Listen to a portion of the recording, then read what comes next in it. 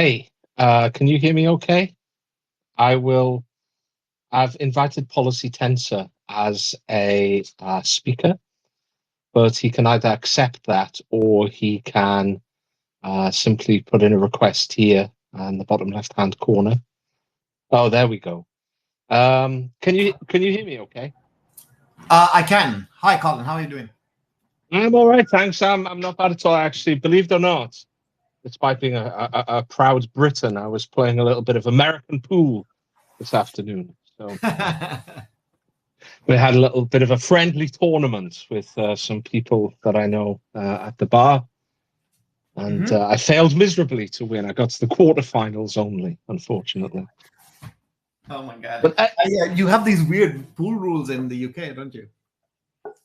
well, yeah. Well, here's the thing: we often play something called black ball, or sometimes English eight ball, and it's played on a smaller table, and the pockets are curved. But I was actually playing on a proper 9 foot American style. American diamond. Yeah, yeah, it was a diamond table. So yeah, a few of us like playing American, but it's just so much easier than snooker. So for rubes like me, it's a little bit of an easier game to play. Um, anyway, we seem to be filling up quite nicely already, so I think let's just get started with this. I just like to welcome everybody this evening. We're going to have a discussion about geopolitics. I think specifically focused on the Middle East because, as far as I can see, there's a very clear chain of escalation.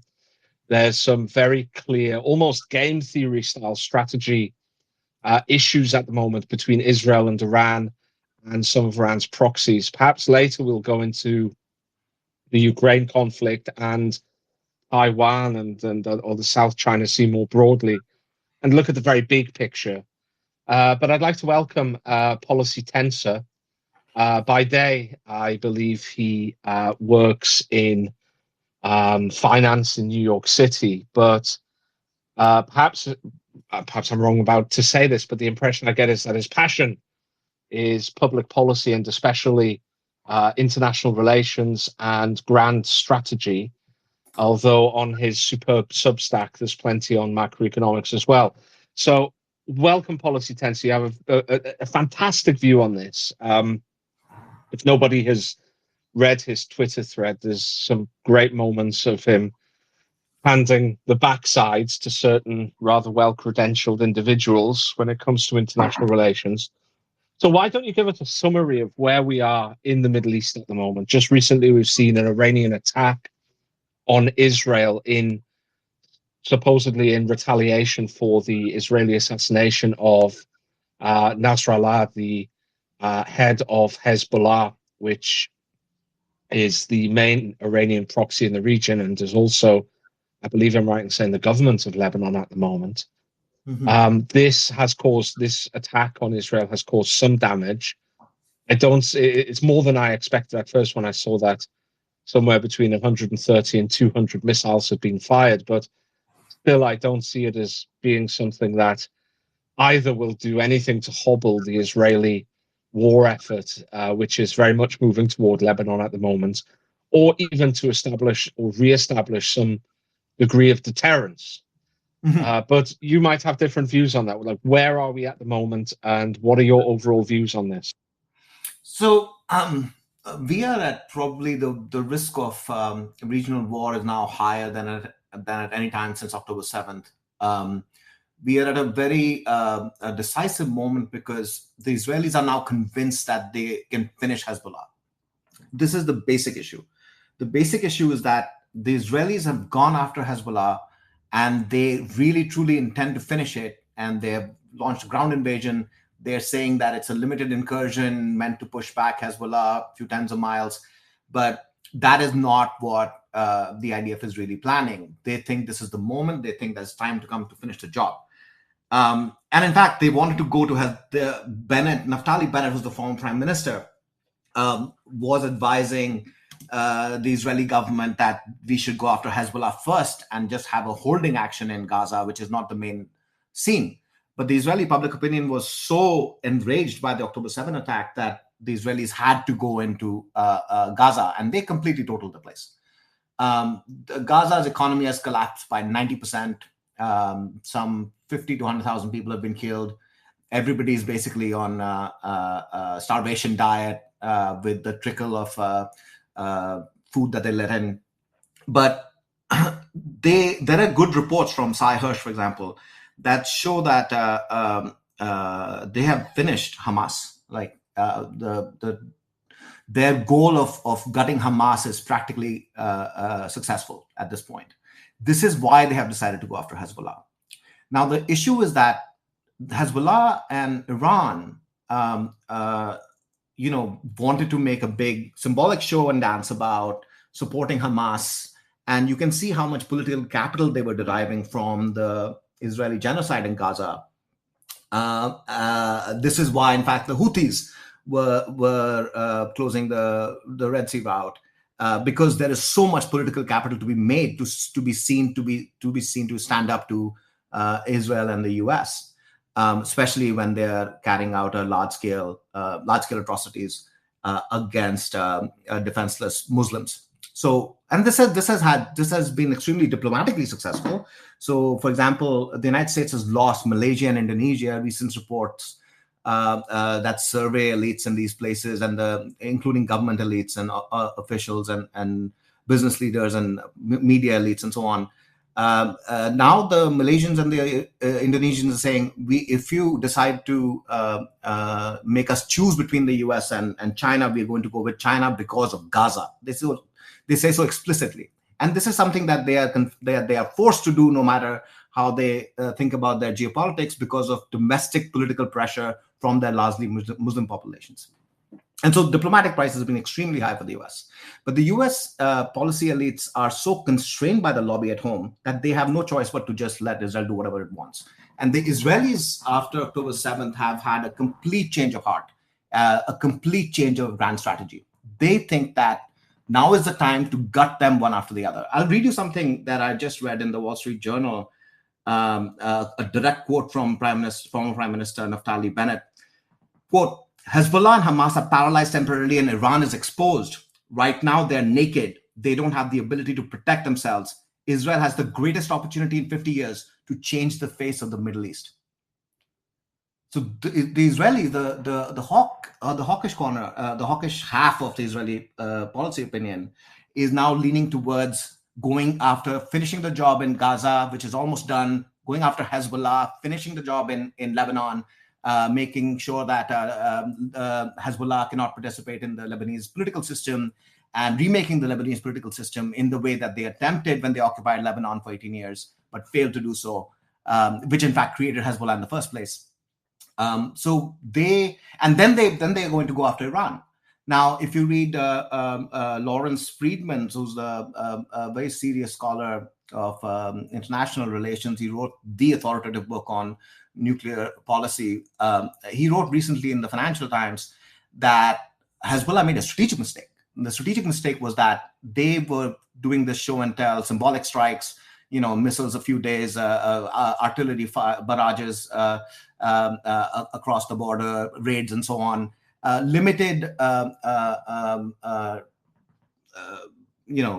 actions that were meant to signal support to the worldwide Muslim population, that they were helping Hamas, but at the same time meant to not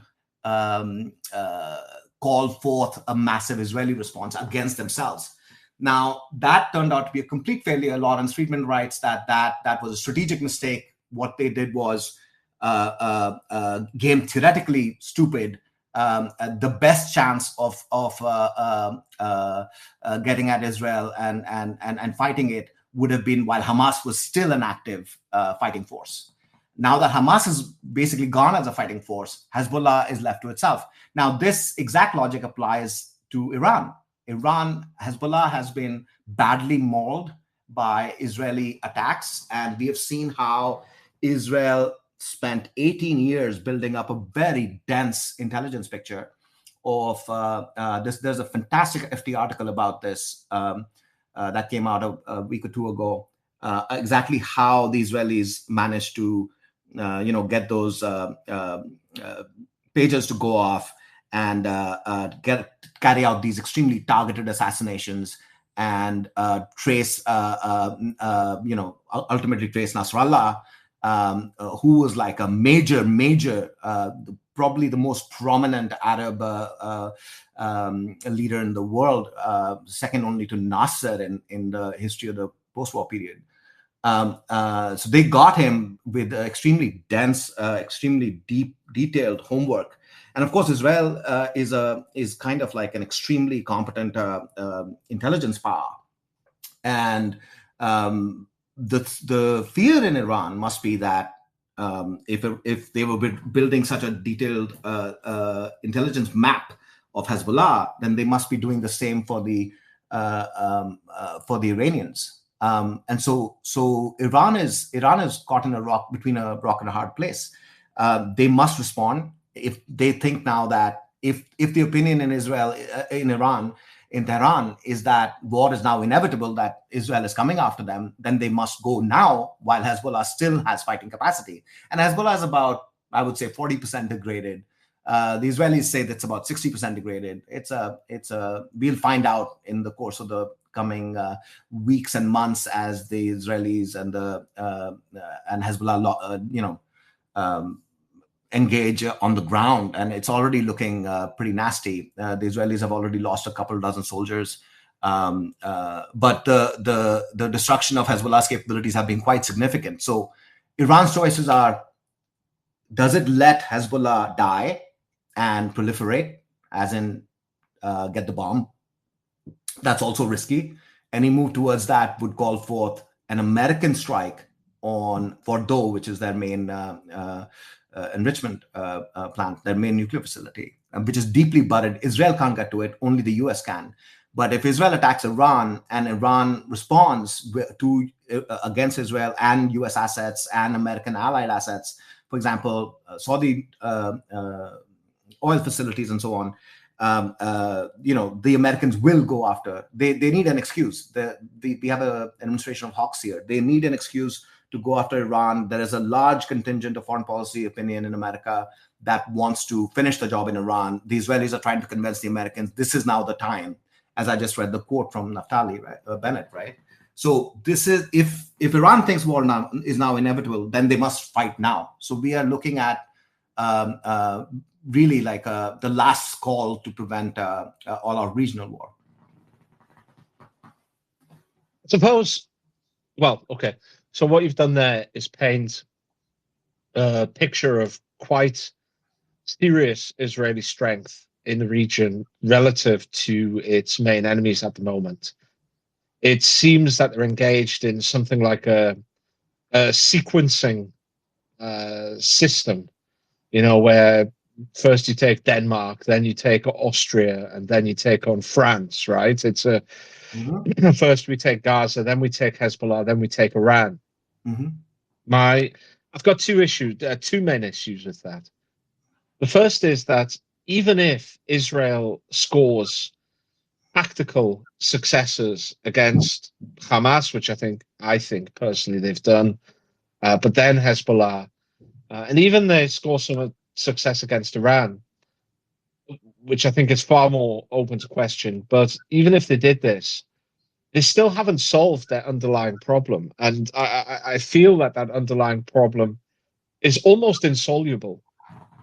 The main issue is that, as I see it, and I have to say I have no dog in this fight. I apart from the humanitarian disaster and the pain and the kind of the natural human response to the images that we see, I have no preference over who wins or loses on this. But as I see it, the situation is that this feeling, this aggression toward Israel, is going to continue as long as there is no solution to the issue with Palestine. The second issue that I would have, therefore, even a victory against Hezbollah is no strategic victory, because the issue will just rumble on it. A victory against Hezbollah would just offer some period of respite for Israel. So that's the first issue that I have. The second issue is that I'm not certain that Israel by itself has the capacity to affect some kind of regime change in Iran, and certainly not to defeat the Iranian state in war in a way that would create a strategic victory for Israel. I can see a scenario where Israel defeats Hamas, defeats Hezbollah. Iran doesn't really do anything to defend either Hezbollah or Hamas.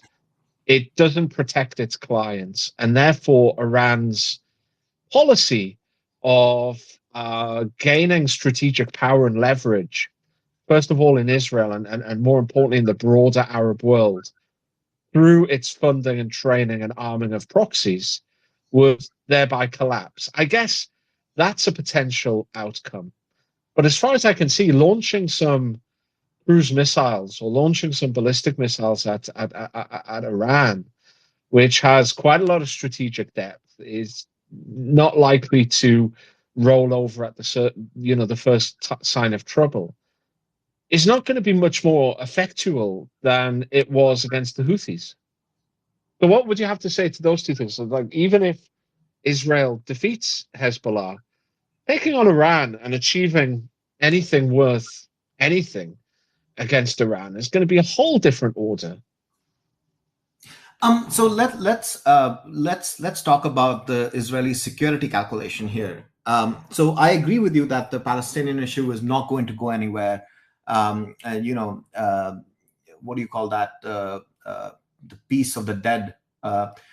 They can't kill enough Palestinians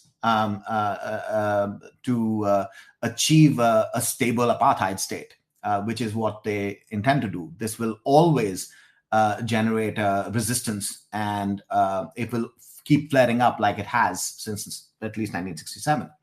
And so this is not a permanent solution to the problem of Israeli security in the occupied territories. They intend to annex very large parts of the West Bank, larger and larger parts of the West Bank, confine the Palestinians to smaller and smaller Bantustans, and have a kind of rely on the United States to make sure that there are no diplomatic consequences and consequences for Israel, despite running what is now universally acknowledged, almost widely acknowledged at least, to be an apartheid regime of the same order as South Africa or the American South or Rhodesia. Now, that's one internal domestic security issue, if you will. The second issue, which I disagree with you, Colin, is Hezbollah. Hezbollah has been the major threat to Israel. They dealt them a really bloody nose in 2006. They were responsible in large part of kicking them out of Lebanon in 2000. They have fired and killed dozens of Israelis and struck Israel, and have Israeli settlers, become internal refugees because of their rocket strikes and missile strikes. So Hezbollah has been a permanent, for the past generation, has been a major a threat. But it's not just that Hezbollah is itself a threat. It's that Hezbollah is a weapon, an asset for Iran, one way of Iran the major way for Iran to hurt Israel.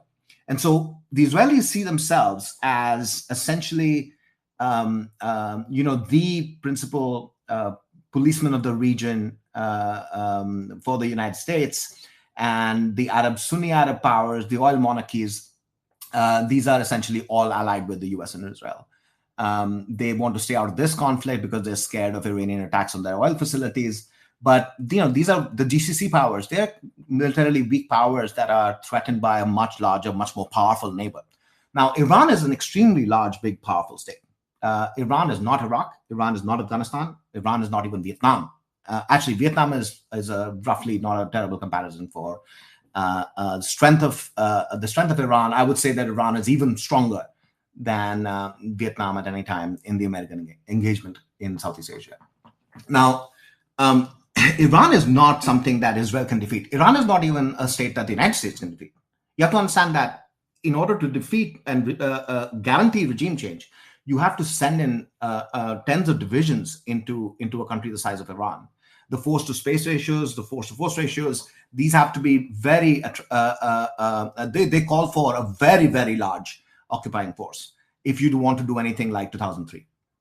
If you want to attempt anything like 2003, you would need a force at least twice as big as, or three times even as big as the one that went into Iraq. So the Americans are certainly not interested in anything like that. They, if you remember that famous quote about any future defense secretary who wants to send a big American land army into Asia must have his head examined, right? And this was a recycling of an older quote after the Vietnam humiliation. So this is a kind of cyclical thing in American foreign policy. But after Iraq, there is no appetite for large-scale occupation and regime change. Okay, so if that is out, then what is the option? The Israelis think that they can carry out with airstrikes and command of the air and missile strikes, first disarm Iran's missile capabilities, and then take out their nuclear facilities and humiliate the regime so much that it would undermine the legitimacy of the regime at home, and that might pose an existential threat. So the great big hope at the upper end of Israeli hubris is that they can actually indirectly cause regime change in Iran by humiliating that regime.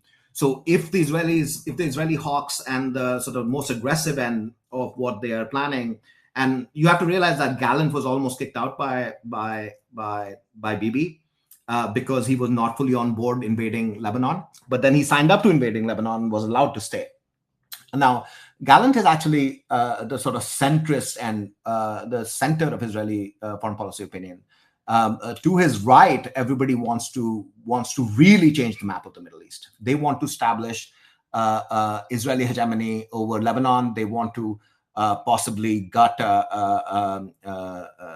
all the Shia militias in Iraq, in Syria, in Yemen.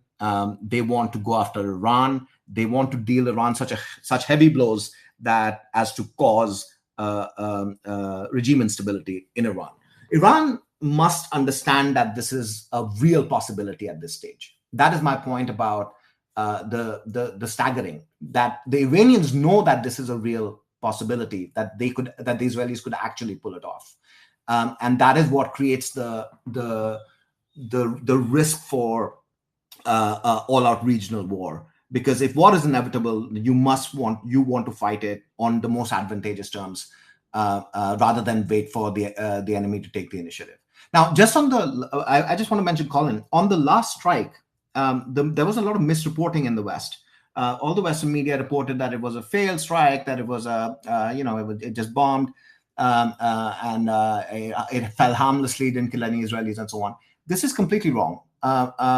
This was the most definite penetration of Israeli missile defense we have ever seen since, like, Iron Dome went online. More than half the missiles got through. They obviously censored a lot of information coming out, but from reports that are available and from video footage that is available, it's clear that they basically took out a very large airbase. Among other things, and they got very close to Mossad headquarters. And it was just it was possibly by intention. They didn't want to escalate so much by just taking out Mossad. But the next time, on the next round of retaliation, they might send multiple missiles to take out Mossad and impact Tel Aviv, and they might even target Netanyahu. And it all depends on the Israeli response and what the Israelis intend to do. I imagine the Americans and the Israelis and the Qataris and the Iranians are right now going back and forth in some hotel rooms in Qatar or Oman or somewhere, because we are in the midst of a very major crisis, and we haven't even begun to talk about the other great powers, which are also involved in this discussion. Yeah, right. I mean, I want to talk a little bit about the options that are available to Israel at the moment to respond, because I think their capabilities are somewhat different than would perhaps be imagined. As far as I understand, they don't have a huge stock of missiles. Their stock of missiles is probably, as far as I understand, considerably smaller than Iran's stock of missiles. That is correct. But the problem, of course, yeah. is that they have access to American arsenal. Right. Okay. But I'm guessing that, the Americans are, given their concerns about the Western Pacific, if they give Israel enough missiles to do serious damage to Iran, then the Americans could pretty much kiss goodbye to the Western Pacific, or certainly to Taiwan, right? Like how defensible would Taiwan be in 2 years' time or in 3 years' time if the US, after what they've gone through in the Red Sea to target Yemen, which I believe was a couple of years or at least a full year of missile production, if they have to give Israel a, a, a, a large enough quantity of missiles to target Iran and do significant enough damage to Iran to affect the outcome that you mentioned, which would be a humiliation followed by civil unrest, political instability, and potentially regime change, then they're going to give a lot more than that which they targeted Yemen with, right? It's not going to be a small amount, which would leave us with the Israeli Air Force, which, again, as I understand it, is one of the most competent air forces in the world. It's perhaps the best air force in the world, pound for pound, i.e., when accounting for their scale. Obviously, it's much smaller than the US Air Force, but it's a hugely competent air force. And for them to go to Iran, they're going to have to cross unfriendly territory, semi-unfriendly territory. They're also going to have to engage in suppression of enemy air defenses. The Iranians have some pretty good Russian air defense systems. They have some of their own air defense systems. And then they're going to have to target Iran. I mean, this is not an easy task at all, as far as I understand. I agree, but let me note a few sort of detail here. So the reason why we are expending the US, I mean, is expending such large parts of its inventory with respect to the Houthis and with respect to the interceptions is because the interceptors are limited. So the Iron Dome, for example, uses Tamir interceptors, which is made by one firm, which has very specific production capacity that cannot be increased very much. Now, this is true of most advanced, missile interceptors. Interceptor missiles are the most advanced and expensive missiles. So the cost exchange ratio is extremely unfavorable to the defender who's trying to intercept the missiles. So Iran sends $100,000 missile. Israel has to spend at least $3.5 million or maybe even more. It's unclear exactly how much it costs, but at least $3.5 million each on the Arrow 3 missile to intercept the ballistic missile from Iran. Now, that's an extremely terrible cost exchange ratio, and Arrow 3 production rates cannot keep up with a large-scale barrage, especially if Iran is going to be supplied by Russia or China. So we are looking at calculations that are very uncertain, but more importantly, this is not quite the constraint on U.S.-Israeli offensive capability against Iran or defensive. It is a constraint on the defensive capability against Iran because these interceptors are expensive and limited. But in terms of offensive capability, here's how one imagines this goes, right? So you use your greatest long-range precision strike munitions to take out the Iranian retaliatory capability, Iran's missile launchers and missiles and so on. Once you have suppressed that, and once you have taken out Iranian air defenses and so on enough, then you can unleash the Air Force on it. And I would contest this sort of hyper competence of the Israeli Air Force. It is competent, but it's not Mossad. It's nothing compared to Israeli intelligence capabilities. It's a competent Western military, and they have certainly more competent than the German or the British, but they are not close to the Americans in terms of air capabilities, even pound for pound. But they enjoy direct logistics support from the United States, which makes them extremely effective. So we might see, for example, Israeli warplanes take off from Israel, get refueled by American airborne refueling tankers midway through airspace protected by U.S. forces. So, for example, over Iraq, right, and Jordan. So Jordan's friendly territory. The Jordanians will do what the Americans tell them to do, and Iraq is can be with American force posture, with a forward-leaning force posture.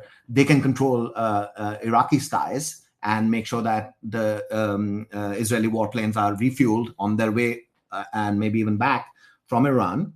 But the question is, once you achieve air superiority, then the level of destruction that can be unleashed on Iran is comparable to the level of destruction that they have unleashed on Gaza or Lebanon. You have to understand, this is like an existential threat to the Iranian regime, which we cannot under this idea that somehow Iran has 3,000, 5,000 missiles, Israel has a few thousand missiles, maybe the Americans reduce supply some of them, and we'll have this tidy exchange, is wrong. The missiles are only the opening salvo. Some of them might be held in reserve. This is kind of like, in many ways like nuclear strategy. But there are lots of offensive options available to the Israelis and the Americans, and the Iranians have to understand this. And if they do understand this, then they want to seek horizontal escalation. If you know what that means, horizontal escalation means not directly responding to where the enemy's strength, but responding to his weakness, and going escalating, not just trying to gain air superiority or prevent U.S.-Israeli command of the air over Iran through investments in air defense and importing Russian SAMs and so on, but actually taking the war to Israel by sending ground forces. Like that is the counter-escalation scenario that the Americans and the Israelis have to worry about, which is that Iran could send 10, 20 divisions. It's a few hundred miles. It's not impossible. It's very much, most of it is friendly territory, right? It's not impossible for Iran to send divisions to Israel. We might be looking at all-out regional war that people haven't anticipated. So this simple tactical picture of a pure missile war or a pure air war or a tit-for-tat, exchange may not be quite what we are in for, because the risks are so existential for Iran. So I know you're not a military expert, but I think you have a fair idea of such things. My understanding is that Iran is an extremely mountainous country. Mm-hmm. There would be a lot of places in a country like mm-hmm. Iran to fairly effectively hide both air defense installations and missile launchers.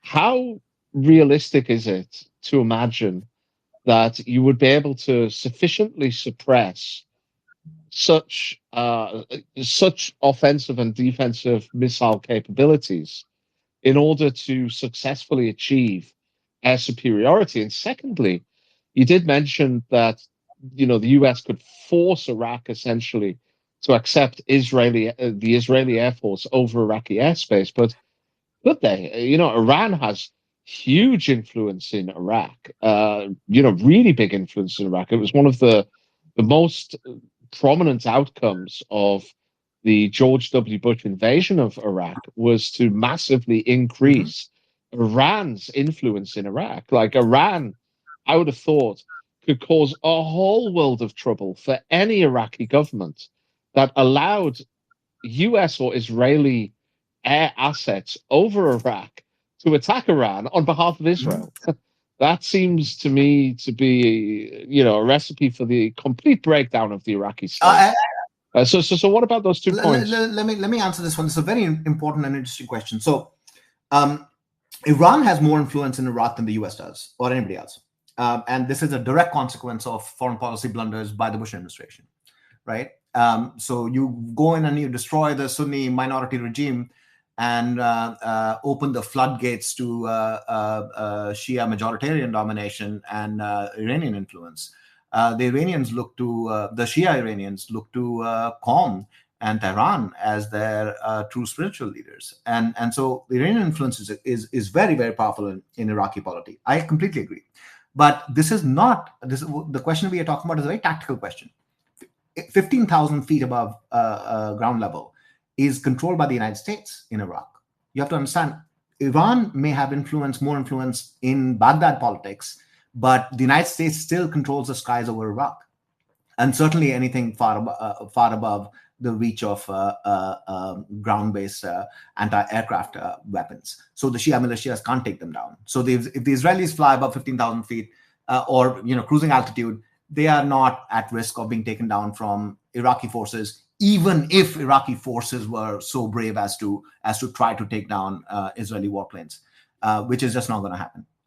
The only way in which this becomes a real problem is a very large-scale deployment of Russian air defense assets, and that might be the case if the Russians become convinced that they would lose, just as Iran is convinced that losing Hezbollah is going to be a very, very great setback that calls for bearing a lot of cost to prevent that from happening. The same calculation is true of Russia. Russia knows that Americans engaged in a Middle East war in defense of Israel, or in support of Israel's war of aggression, if you will, are less likely to supply Ukraine. It serves their purpose. It distracts. This is like why the Germans wanted the Japanese to attack and beg them to attack the Soviet Union from the east, right?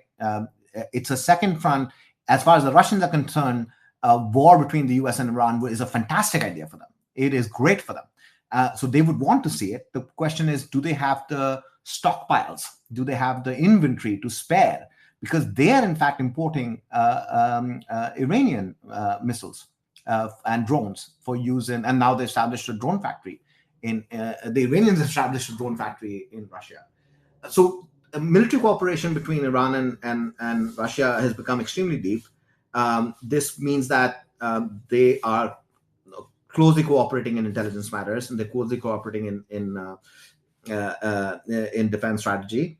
And one signal that Iran would need is a commitment by Russia to resupply air defense assets. As they are taken out, they should be replaced. Now, going back to your other point about terrain and the difficulty of location, terrain and geography interacts interestingly with technology. So some kinds of covers is hard to get around, right? Like, so if things are buried, you can only take them out if you have the capabilities, the sort of munition capabilities to do that.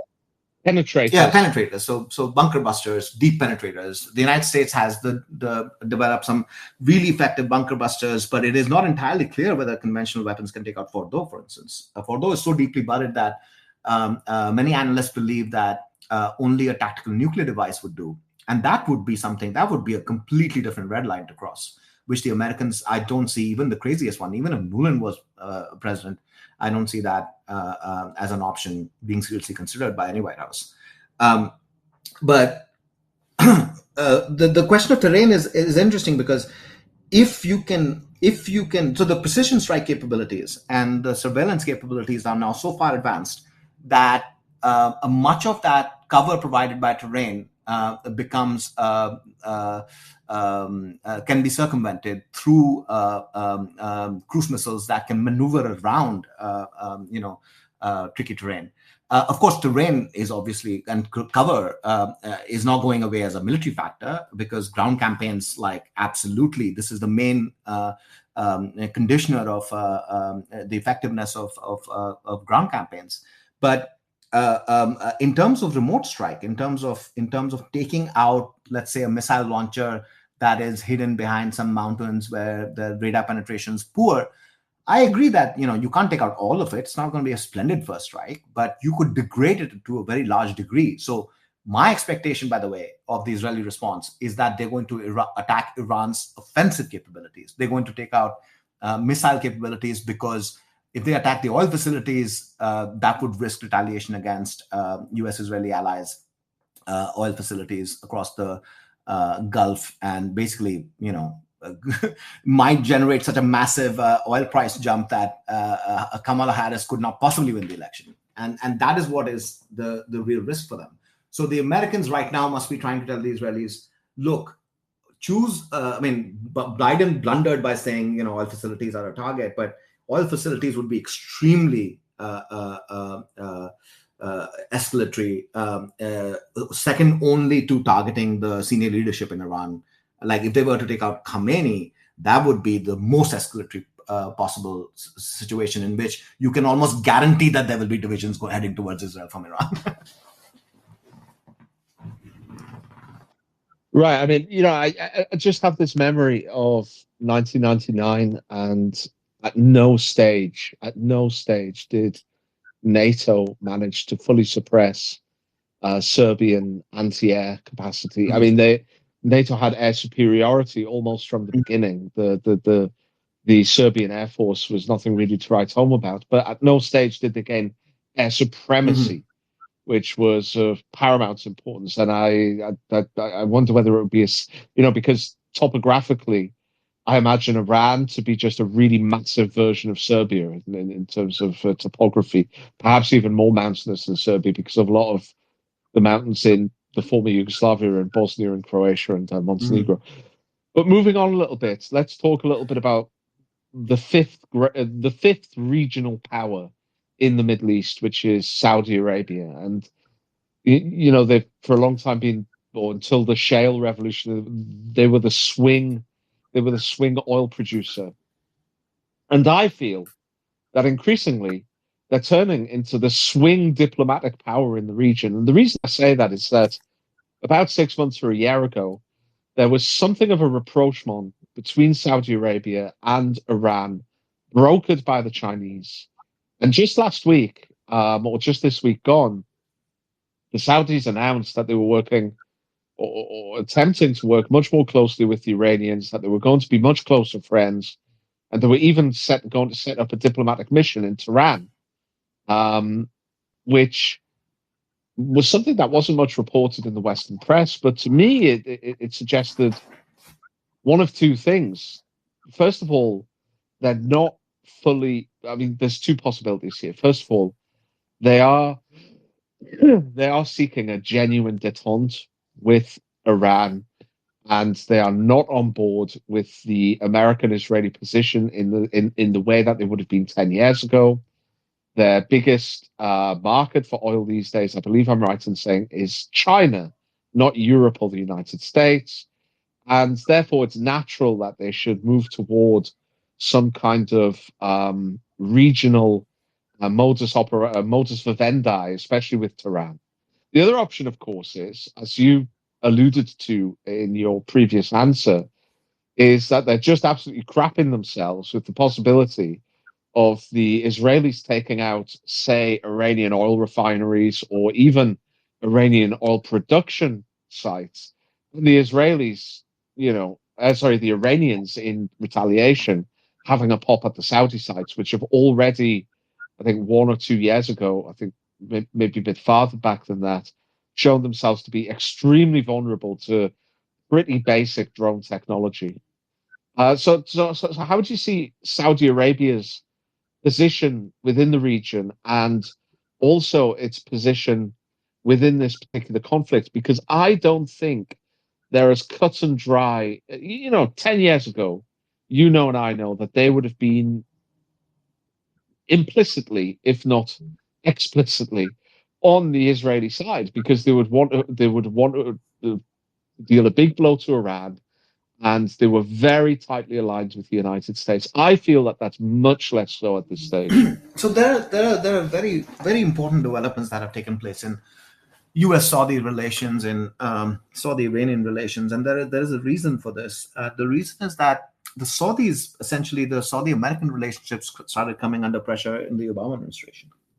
And the Obama détente policy with respect to Iran, the Iran nuclear deal, which was the centerpiece of a much larger détente between the US and Iran, was furiously resisted by the Saudis. And then Obama's vocal support for the protesters against Mubarak and so on, and other strongmen in the region, was furiously opposed by the Saudis and the Arab oil monarchies. But the decisive moment for a reorientation of Saudi policy and the opening to China was the humiliation in the Yemen war. So the MBS, once he comes into power, goes after the Houthis in Yemen, and essentially they lose that war. And they carry out a brutal campaign with direct US-UK logistics help, essentially British air traffic controllers coordinating all their air campaign and even tasking orders. So they carry out this massive campaign. They fund these guys, these proxies on the ground, and they still lose. The Houthis defeat their proxies comprehensively. They emerge as a much stronger force than before, and ultimately they carry out strikes against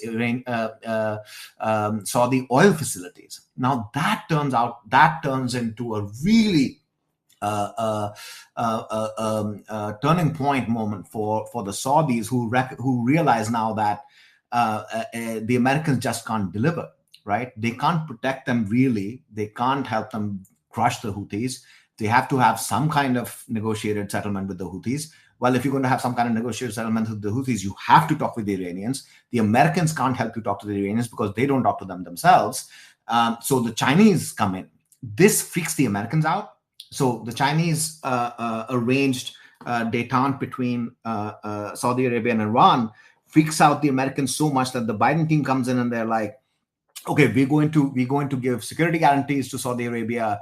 And the whole point of that extension of the attempted extension of the Abraham Accords to a large scale normalization of relations between Israel and the Sunni Arab monarchies, that entire attempt was because they wanted to make the Middle East China proof. Right, and so the Americans are trying to prevent the Chinese from gaining influence by tying together their two main allies in the region. The Saudis, when they respond to it with great enthusiasm, and there's great momentum going into this, are sure that this is that we can completely bracket the Palestinian problem and establish this, get the security guarantee from the United States, then we don't have to worry about Iran. Then we don't have to worry very much about China. All we will tell the Chinese is that you will have forever access to Saudi oil. Our deal with the Americans does not mean that China will lose access to the Middle East oil or Saudi oil. So this sort of interlocking calculations are completely upended by something that none of these people had anticipated, which is the October 7th attack, which was a direct response by Hamas to the negotiations going on between the US, Israel, and Saudi Arabia over normalization of relations between Israel and Saudi Arabia, which meant specifically that the Palestinian issue was not going to stay at the top of the agenda, that the Arab states were moving away and moving on with their lives, so to speak, and normalizing relations with Israel. So that was it was unacceptable to the Iranians. It was unacceptable to Hamas. It was unacceptable to everyone, and it triggered this cataclysm, right? And so you have this completely unexpected, very large-scale attack by Hamas that completely changes the strategy and calculations in Tel Aviv, right?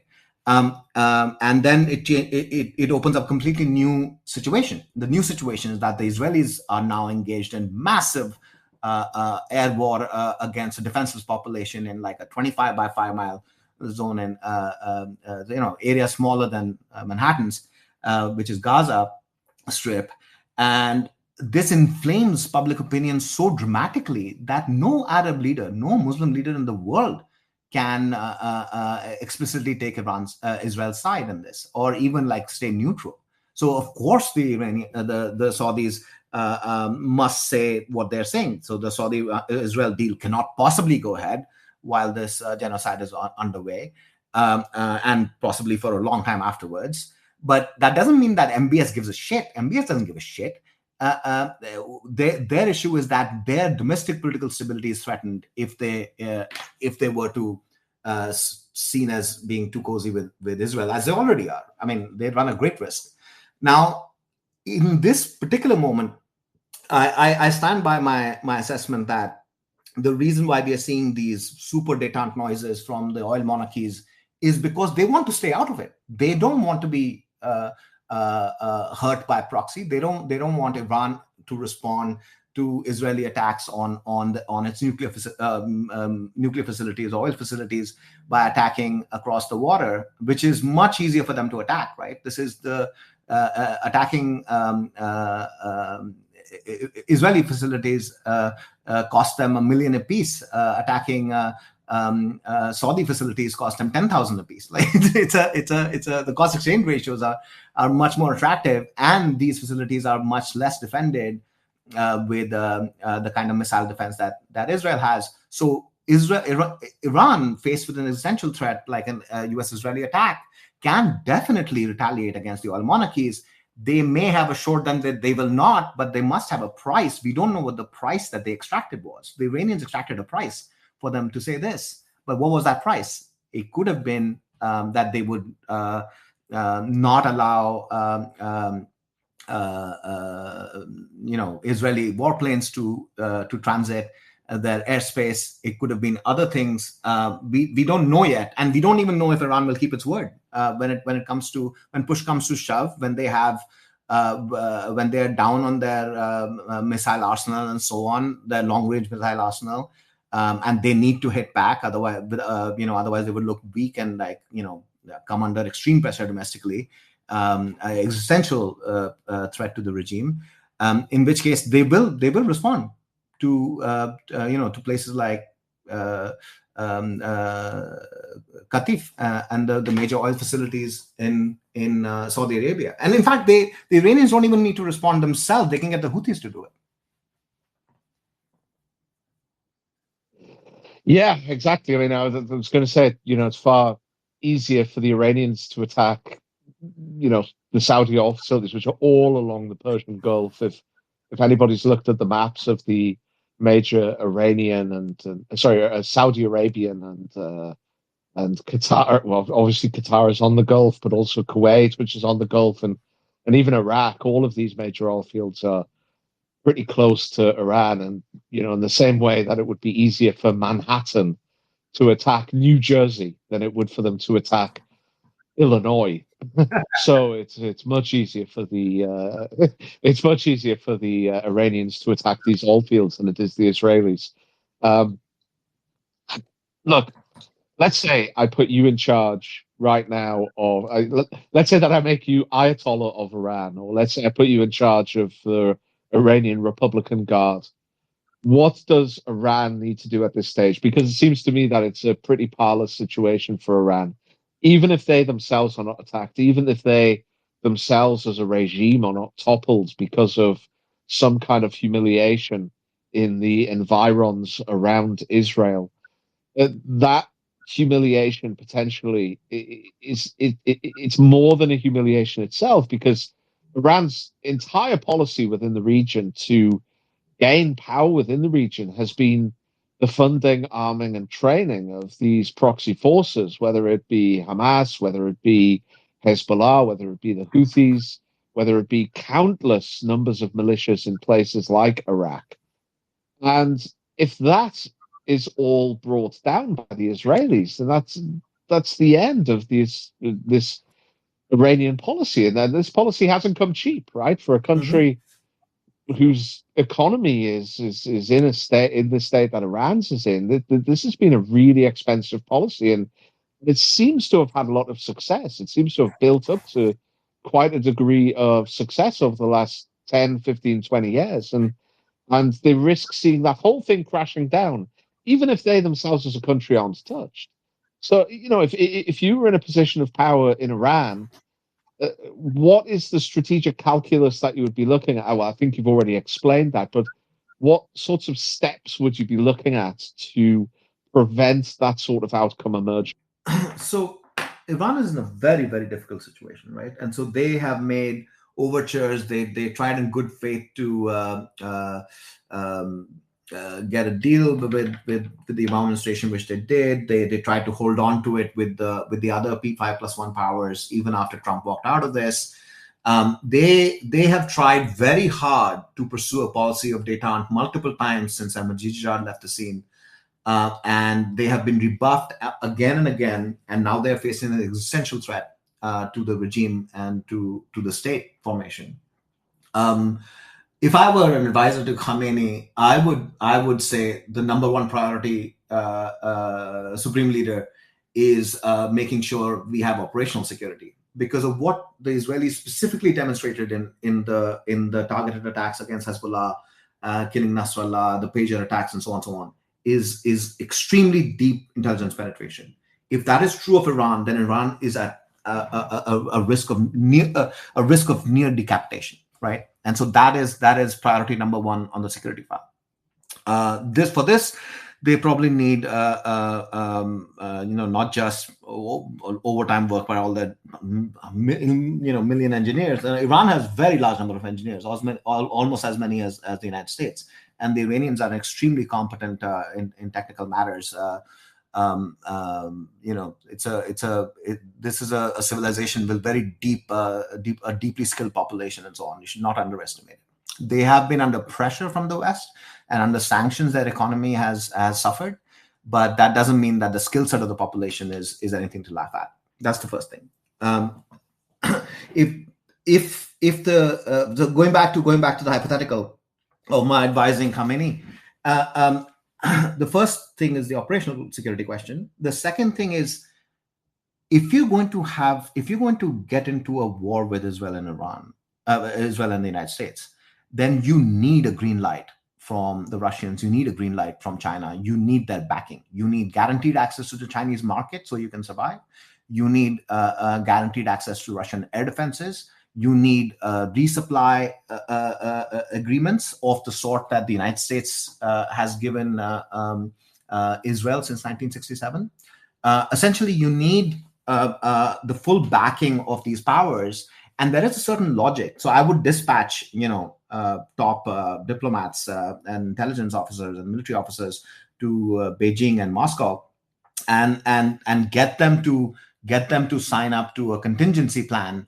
What happens if we do this? Because look, if we go down, you guys lose, right? So if Iran is destroyed, if Hezbollah is destroyed, Iran loses a major asset. If Iran is destroyed, Russia and China lose a major asset in their long-term struggle with the West, right? So there is a very, very good chance that these diplomatic efforts will succeed, right? And if they succeed too well, you could even see a direct Russian deployment of the sort we saw in Syria, right? Now, you remember the very dramatic moment. Nobody expected Putin to send ground forces and air forces directly to protect Assad, right? He made that decision because he came to the conclusion that protecting the Assad regime is very important to protect, to maintain some kind of position in the Middle East.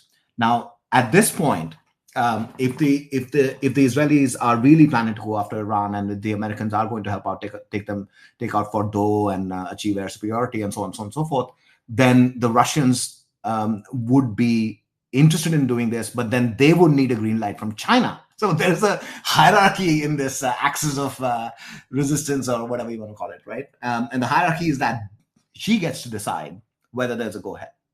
So he gets to green light a long-term policy of helping the Iranians and the Russians. And the Russians could possibly deploy their own nuclear weapons, in fact, to Iran. Push comes to shove, even that is on the table right now. So any geopolitical situation that gets hot enough and that gets serious enough invites great power attention, and very serious great power attention. So I have no doubt that we are right now, in the midst of very, very intense conversations on all sides.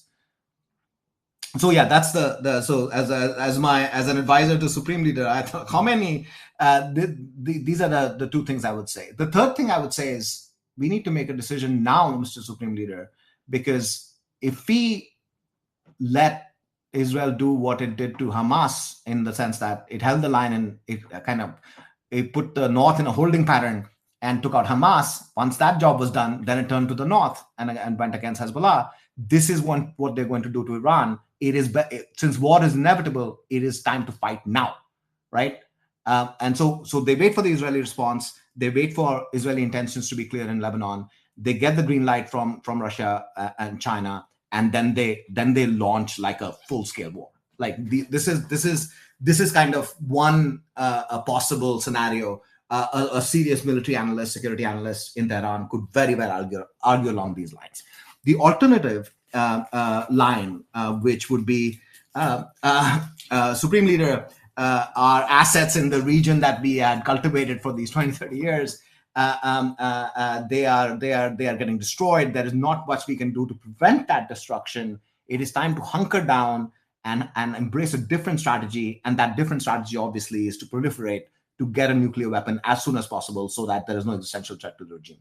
We must survive as a state. And for that survival, we need the bomb. But how do we get the bomb? That again goes back to item number 1 in the security file, which is, do we have operational security? Can we proliferate? Can we actually get the bomb without the Americans first taking out Fordo? And that's a very big question, important question. So at no time in my understanding, at no time in the history of geopolitics or military affairs, has intelligence been, this question of operational security and cyber security been as important as it is at this moment, this weekend.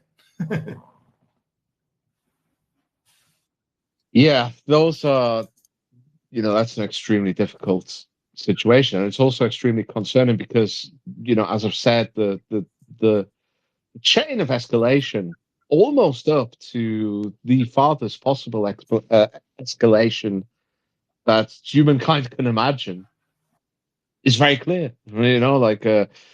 Iran can't afford to lose Hezbollah. Russia and China, can they really afford to lose Iran at this stage? China is increasingly, perhaps China can afford to lose Iran because now it has Russia to provide it oil, but it would certainly strengthen Russia's position with China and it would weaken China's potential options, right? So can China really afford to lose Iran? Can Russia afford to lose Iran? And if they can't, then that could potentially involve those powers in a war against Israel and potentially the US in the Middle East. This is very serious. Let's look at the bigger picture, though. Let's assume for a second, let's keep our fingers crossed, let's be hopeful, let's assume for a second that this doesn't escalate to all-out war in the region. It doesn't escalate to a general war within the region. But the US does have to provide the Israelis with more goodies, with more materiel. It continues its essentially limitless support for Israel. This war continues. What are the global ramifications of that? You've already touched on two things, or you touched on one thing, I touched on another. You touched on the fact that Islam and Islamic nations extend beyond the broader MENA region. They also include countries like Malaysia and Indonesia, which are significant secondary powers in the Western Pacific, especially Indonesia. And both of those countries now, for the first time in history, are pro-China more than they are pro-US. So that's one potential outcome. Another is, as I've said, the US has given a serious amount of material to Ukraine.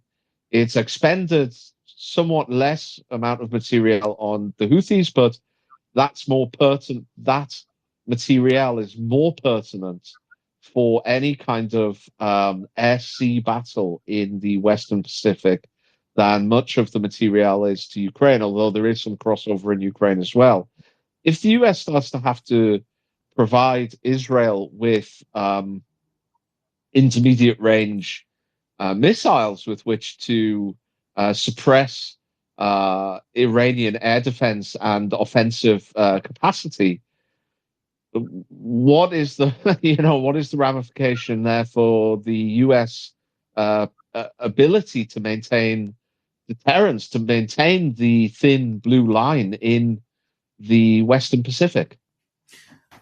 I think this is the most important, the top level question, as it were. So in this whole sort of ladder of interlocking chain of the powers, the top level question is U.S. commitments in Europe and the Middle East taking away, undermining deterrence in Asia. And my position in this is, I'm more concerned than you are, in fact, because I don't see this as an inventory issue. I don't see it as a production rate issue alone, although that is a very serious concern. Because many of these weapon systems are substitutable. You don't need the exact same missile. If you run out of those missiles, you can use standoff weapons. You can use air-fired, weapons fired from aircraft instead of ballistic missiles. You can use other kinds of strike capabilities. So it's not simply the inventory that is running low, although the Ukraine war exposed the limits of U.S. defense industrial base. The 155 ammunition catastrophe is like very, very serious. Russia is outproducing the West 3-1, 5-1 on this basic artillery ammunition. Every single war consumes an absurd amount of, for the past 100 years. So we are looking at my point is broader. The United States has substantial, of course, the world's largest, most powerful military, but these capabilities are limited. They are not unlimited. And when we are committed to a war in Ukraine, that consumes a lot of these capabilities, not just inventories, but logistics, intelligence officers, people who are doing remote targeting for the Ukrainians. So something like 100. Yeah, it's kind of things like satellites, electronic surveillance, all of these kind of assets as well. Yeah, satellites, electronic surveillance, the NSA, CIA, large parts of the Pentagon. Something like 100,000 Americans, civilians and military in uniform are engaged in the war in Ukraine. Like they are full-time working on that. Something like, maybe 10, 20,000 are already engaged full-time working on the Middle East war, right? We have limited capabilities, and the more you commit, and all-out war will run essentially almost exhausts U.S. capabilities in a very broad sense in terms of prosecuting military missions, right? So the idea that we can fight a war in Europe and fight another war in the Middle East and fight a third war in Taiwan, in the Taiwan Strait, is absurd. It is not possible. It is not possible to do this. You are exposing yourself quite acutely if you tie up that many capabilities in secondary theaters and leave the central front essentially unattended. So I'm very, very concerned about this. I think that they made a massive mistake in trying to bleed Russia and Ukraine. I think that was a war of choice that was extremely unnecessary. They should have accepted Ukrainian neutrality, which is the most and only most important thing that the Russians wanted.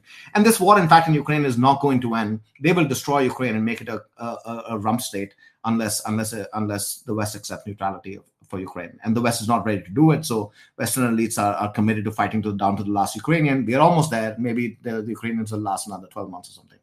But this kind of think about the Chinese calculation. They're like, okay, we thought we had to wait until 2030, 2027, 2035 or something to have substantial undersea capabilities and ASW capabilities to have a good chance of taking Taiwan or something, right? But if the Americans are so stupid as to get completely dragged into two major wars that consumes half their capabilities, maybe the time to if not invade, at least pressure and carry out a coercion campaign against Taiwan is now, not later, because this moment will never arise again. So just like, Lawrence Friedman said of Hezbollah, they made a strategic mistake. They should have fought when Hamas was fighting, right? The Iranians will have the same calculation. They should fight when the Russians and the Iranians are fighting the Americans. That is the time to fight the Americans. Well, otherwise, you wait another 20 years. Yeah, exactly. That's exactly what would concern me. I'm sure that's what's concerning. Well, I know based on reading his Twitter feed that's what's concerning Elbridge Colby, who might be, if Donald Trump wins the election, the next national security advisor. Could be. It seems to be what's concerning most of the realists in Washington at the moment. By the way, Colby is likely to be a defense secretary. His sort of background and book is very, very Pentagon. He's unlikely to be national security advisor, although it's possible.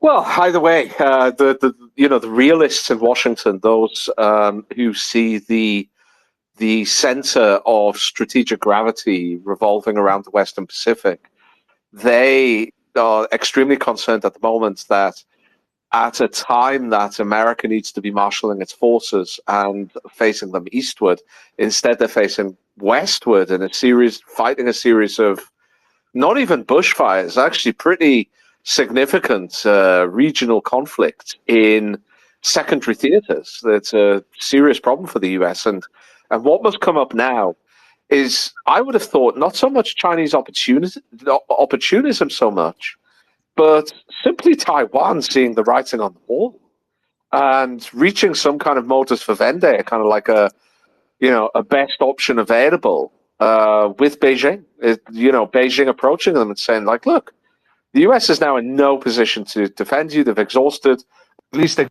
enough their resources on Europe's eastern approaches and on the Arabian Peninsula and Eastern Mediterranean, and now I'm sorry, but they are in no position to defend you.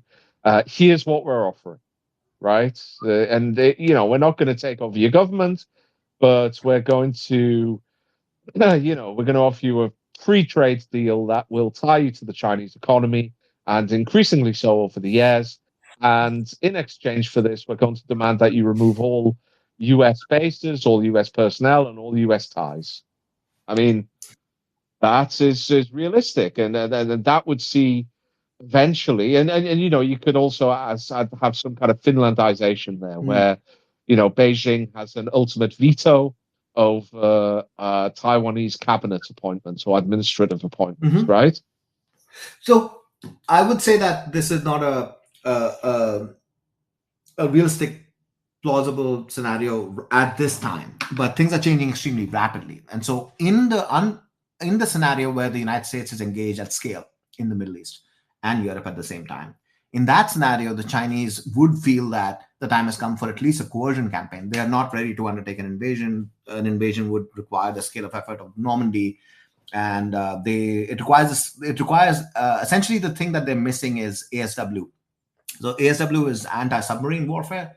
The problem is that they can't get their ships across these 100 miles because they don't know how to track and take out American nuclear attack submarines.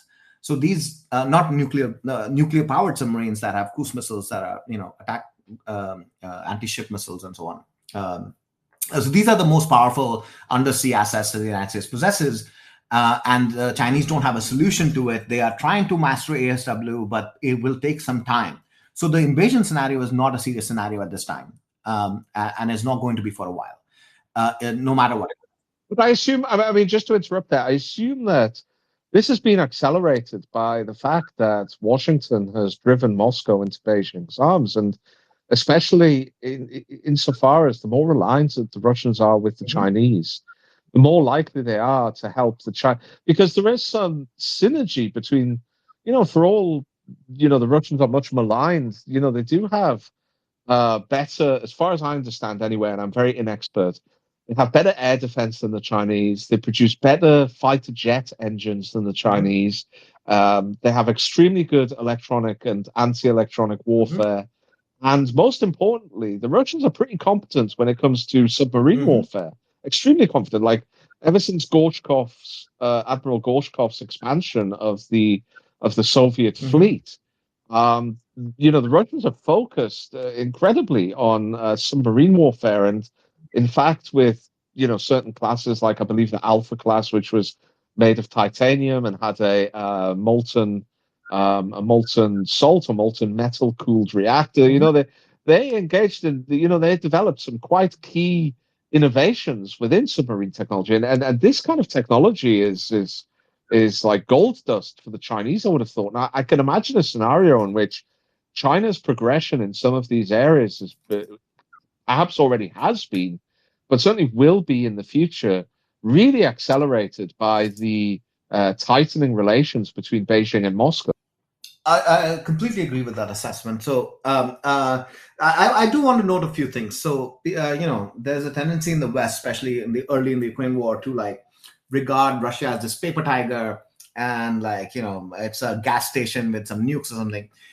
You have to understand that Russia was the dominant land power for most of the 20th century. Between 1935 and 1991, there was nobody that could really fight the Red Army head to head.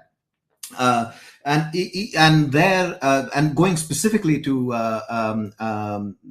undersea capabilities, the person to read on this is Owen Cote Jr., who's a security scholar at MIT.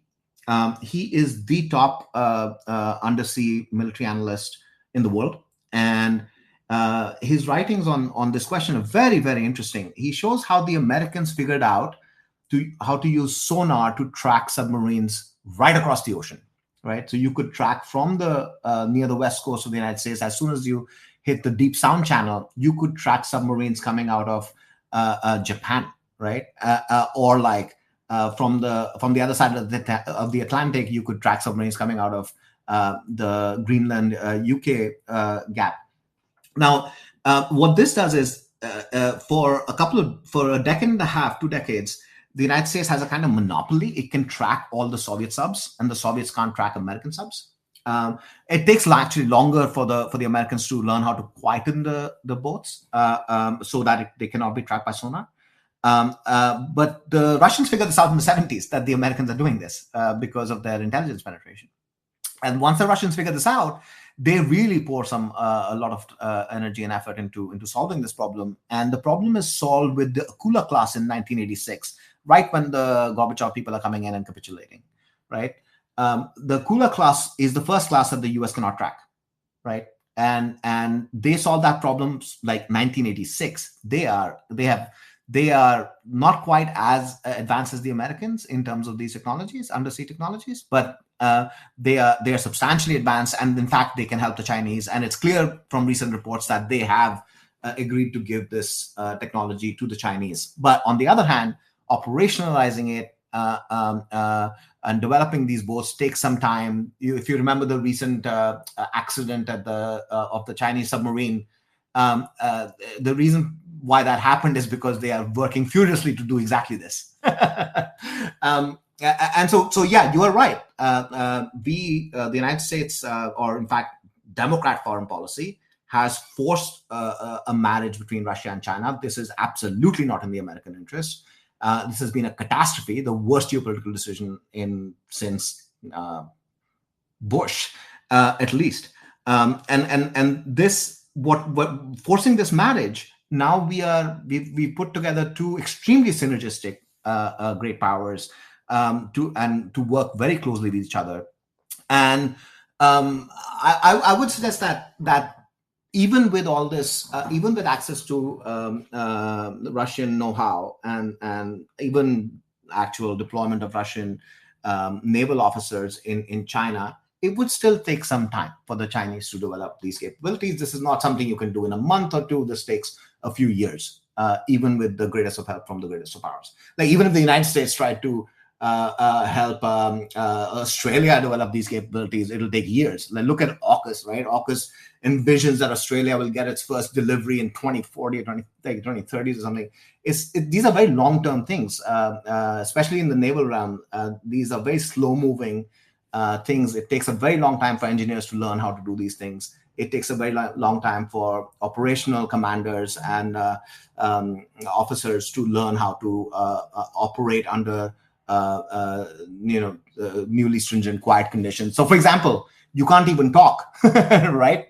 You have to maintain a quiet sub has to maintain radio silence for months at end. That is not something that is so easy.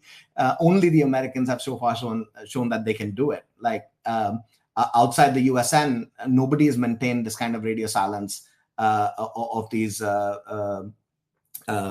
submarines anywhere in the world. Like even the Russians never did it. You could always hear them break radio silence and become detectable, at least intermittently. So this requires a kind of learning process, discipline, lots of engineering solutions, lots of breakthroughs. But the Chinese have such a formidable manufacturing industrial capability now that they are better positioned to do this as quickly as possible than anybody else. So I am definitely worried about that, and I'm worried about what this means. I think that one of the things that we should expect is if the Chinese are making great progress on this, then they would be more inclined to take the risk of bleeding the United States in the Middle East by helping Iran. Right, and I think it should be clear here they don't have to develop their own Virginia class or even Los Angeles class submarines captained by hugely skilled seamen able to go toe-to-toe with the United States in the deep waters of the Pacific Ocean. All they have to do is they have to develop enough defensive capability to defend the South China Sea and the immediate Pacific slightly to the east of that, right? Which, that might be doable by means of underground sonar systems, by magnetic anomaly detectors, by, frigates even, I guess, or smaller frigates. It's not necessarily, they don't necessarily have to go the full hog as yet and develop fast attack subs that are captained by highly skilled seamen in order to take the US on in the deep ocean, or not perhaps until they've ejected the US from a good portion of the first island chain. That's my understanding anyway. I tend to agree very much so. Yes. So the specific problem that they need to solve is a very narrow problem.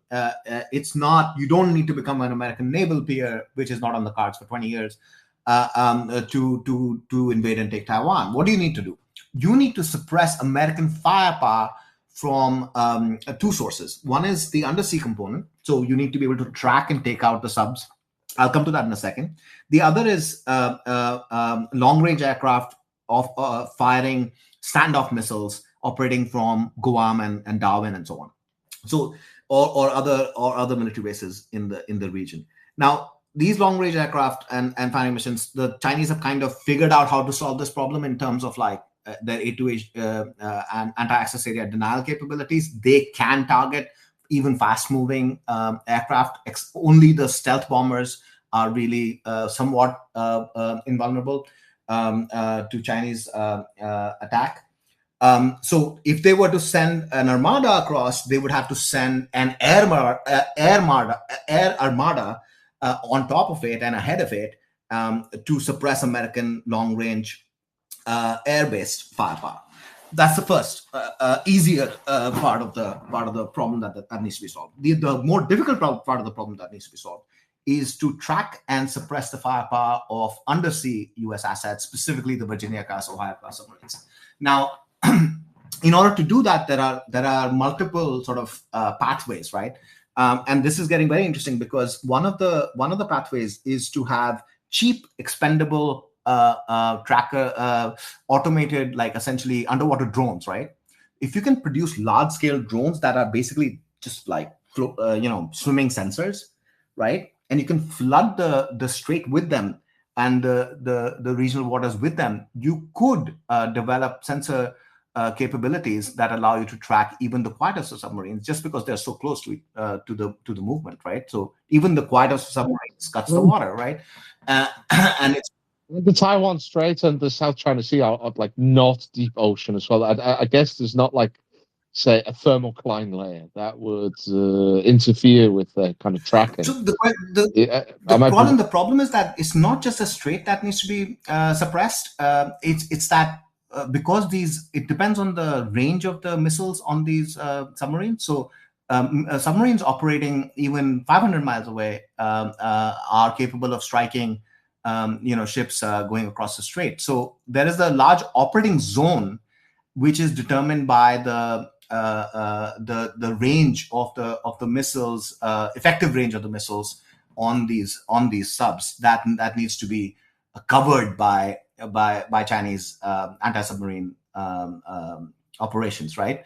And so that problem is a difficult problem, but I'm saying that there are asymmetric solutions to that possible problem.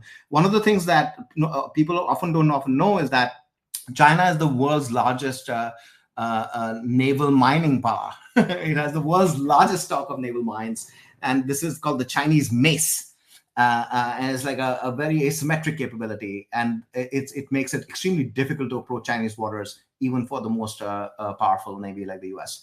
And they could build on that using these large-scale, expendable, cheap underwater drones to develop a kind of underwater surveillance system that allows them to suppress in this large operating area.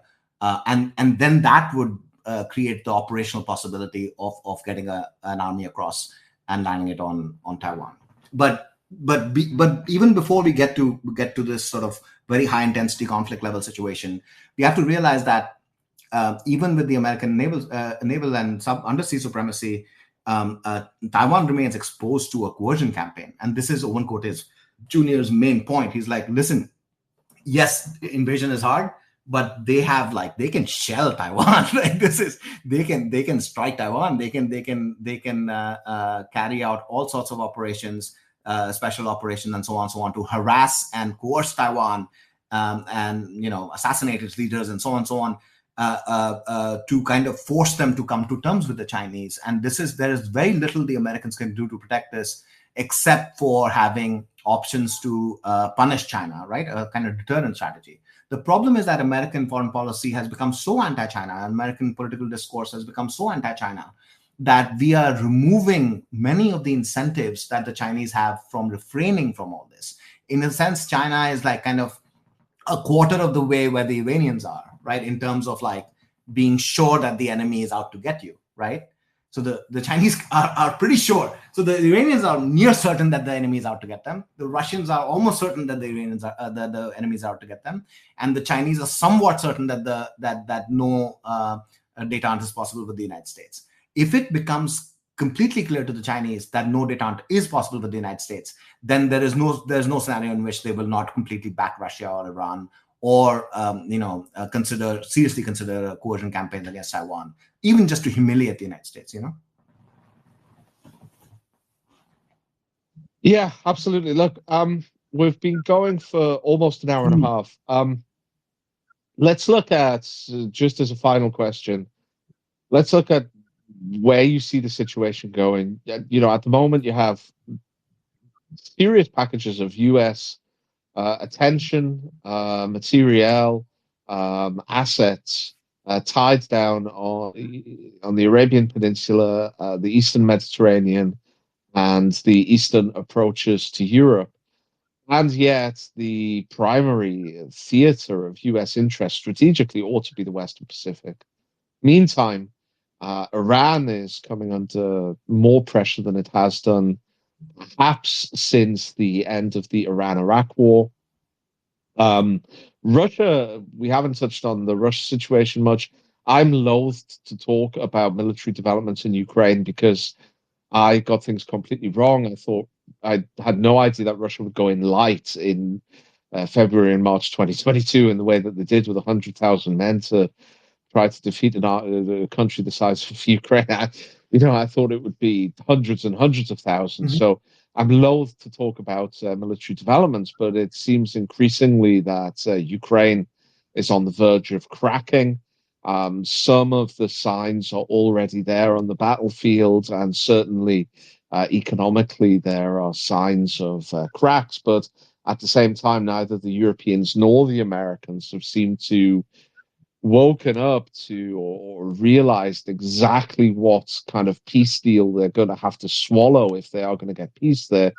What they're talking about is going back to something like Istanbul, which they rejected in the spring of 2022, and since which time they've made it their explicit aim to bleed Russia to the point of regime change. They've made this explicit. Mm-hmm. And the idea that they can go back to Istanbul and kind of negotiate from there is, to me, preposterous. They're going to, if they want a peace deal, I get the feeling that they'll choke on what Russia asks them to swallow. So yeah, you have like all of these situations at the moment where everything's in flux, and it's an extremely dynamic, and it's one of those moments. Really, I don't want to sound kind of tech bro about this, but it's one of these moments where the non-linearity is so blazingly obvious, and the potential tail of outcomes is so fat that it's kind of somewhere between baffling and terrifying, right? I mean, where do you see things going, if that's not a big enough question, a too big a question? Can I just step back and say a word or two about Ukraine? Yeah. Go. I mean, go for it. I mean, I mentioned we've been here for an hour and a half, basically for your time, not mine. So I just want to say that one of the most remarkable reports that came out recently was the attrition rates of new recruits in the Ukrainian army. It's not just the territory that the Russians are gaining and the kind of rollback that is occurring routinely now. It's the attrition rates that are so serious. So the problem, underlying problem, is the demographic imbalance and the population pyramid in Ukraine. So Ukraine has very few men of prime military age, if you will, 20s and early 30s. Most of its new recruits are in their 40s, even late 40s. And the average age of recruit is something like 46. And these people are not being trained properly, and they're being thrust on the front lines, and they are dying in very large numbers. So the reports are really staggering. The attrition rates are so high that they just cannot be sustained for very long. So we are looking at a kind of forced negotiated solution immediately after the American election, because they can't agree to anything before the election itself. But immediately after November, maybe in December, they will try to sue for peace. But the situation has become so dire that now you're right, they're thinking of going back to something like Istanbul. But why would Russia agree to anything like Istanbul anymore? At the minimum, the Russians are going to ask for the removal of all sanctions, right? Or almost all sanctions, at least the ones that were imposed after Feb 22. And that seems to be an extremely hard thing for an American administration to extract from or to do politically in the United States. So the Congress itself will override the president and keep the sanctions and so on. Like it's extremely hard for DC, for the White House, to promise to negotiate the lifting of sanctions over which it does not have full control. That's one major problem. The other major problem is, of course, the Russians are not going to accept anything less than Ukraine will never join NATO. Here is a treaty letter signed by every great part of the world, right? So without neutrality, it's not clear that the Russians will stop before they must. Now they know that they have their economic flows have completely reoriented. Most of their ties with Europe have severed. We are down to like 20% of where we were before the beginning of the war. And they have completely reoriented their economy around facing east now. And they feel like they're in a very good position. Putin feels like he's in a very good position. And he will try to extract, as you were saying, something that would just like leave the British at least completely agape. But what is the alternative, right? The alternative is to just keep going until Ukraine is completely exhausted and Russia is occupying most of it and leaving a rump state in the West. That will be forever a ward of the West. I mean, given that the West really doesn't give a shit about Ukraine and they just want to bleed Russia, they might just let this happen. Like the difficulty of offering what Putin wants, neutrality and the lifting of sanctions from the American side. Forget about the Europeans; they can be kicked into doing whatever we want. But from the American side, it's just hard to see how any offer can be made by anybody other than Trump. So there is a possibility that Trump wins, in which case he will make a deal with Putin. It may not involve lifting all the sanctions, but it will involve neutrality. And if we offer neutrality, even the sanctions are not a big deal for the Russians. For them, the most important thing, and this has been true for a very long time, Ukrainian neutrality has been, if you can say, almost the main goal of Russian foreign policy since the Bucharest Declaration in 2008. They will not accept Ukraine as a military bulwark of the West on their border. And for them, like, neutrality is an absolute essential. Otherwise, they will take half the country and they will destroy the rest. And this is where it seems to be going. So my prognosis in Europe is pretty dire, just because I know how politically difficult it is for any American administration to cut a deal with Russia at this point, especially the Democrats. If Kamala Harris wins, I don't see her as agreeing to something that is acceptable to the Russians. If Trump wins, that's a completely different story, and then we could solve the Ukraine problem and move on from there. And in fact, even steal Russia back possibly from China. That's not out of the realm of possibility in a Trump world. In the Middle East, it's the other way around. In the Middle East, the Harris administration might have some success in limiting Israeli ambitions and preventing regional war. But Trump himself is just so completely surrounded by the lobby boys that he's going to give a complete free rein. U.S. Middle East policy under Trump will be run by Jared Kushner, his son-in-law, who is more Zionist than Bibi Netanyahu. These are extremely, like, they're thinking about this as, no, you just win this. You kill the other guy and you win this, right? So we are looking at, if Trump wins, we are looking at a possible expansion of regional war to all-out regional war in the Middle East, and a possible termination of the conflict, negotiated end to the conflict in Europe. But if Harris wins, there is a possibility that they're able to restrain this. So a lot is riding on the election in that sense. Irrespective of who wins, U.S.-China policy is not going to change. So relations with China will keep deteriorating, and we are creating an enemy that is more powerful than any enemy we've ever had in our entire history. And I'm very, very worried about this. U.S. trade policy and Western trade policy and what they are trying to do about China and the rise of Chinese power is, in a sense, creating a self-fulfilling prophecy of a Cold War that they have not shown that they can win, right?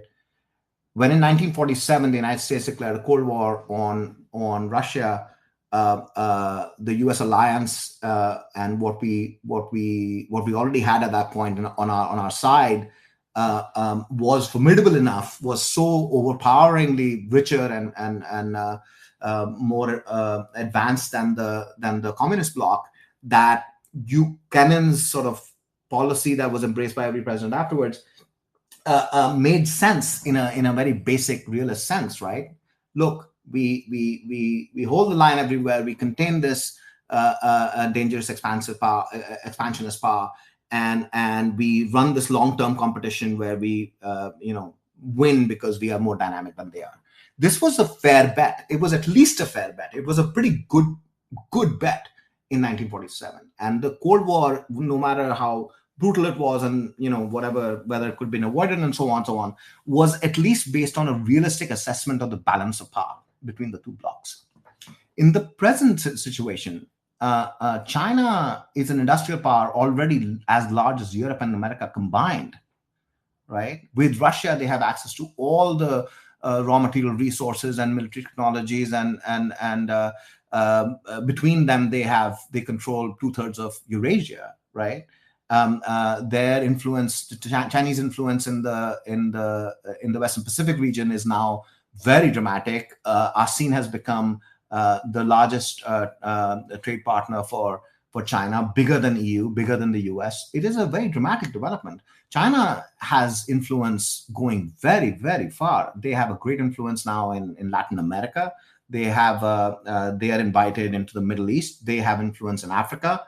Much more influence than the West does, by the way. The Russia and China have much more influence in Africa than we do.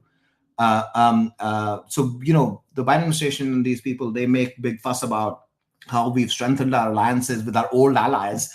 To me, that sounds laughable, right? You're talking about an alliance that was already there, right? What game are you speaking of when you say we are now more closely allied with the Saudis or with the Germans, right? These guys were already on your side, right?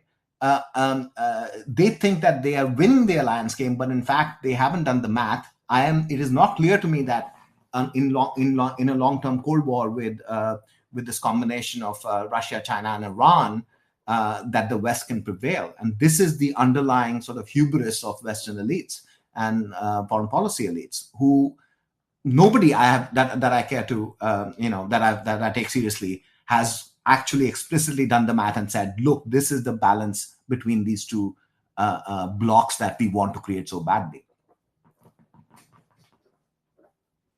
Yeah, I think very much in agreement in the ineffectiveness and actual foolishness and counterproductivity of America's position with China at the moment, because first of all, it seems that their effort to cut China off from the high-tech sources of economic growth has achieved two things. First of all, it has turbocharged China's own move up the kind of the value-added ladder within the economy.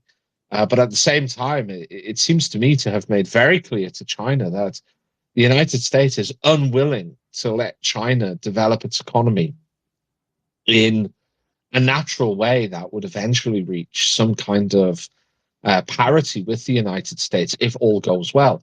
I mean, there are plenty of issues with the Chinese economy, and things might not go well, but that's not what America's saying. They're saying, like, look, even if things go perfectly, we are going to fight tooth and claw to prevent you from doing this. And this combination of, for instance, the chip ban, it's created this huge market in China for Chinese chips, because they now know that that's all that they can trust.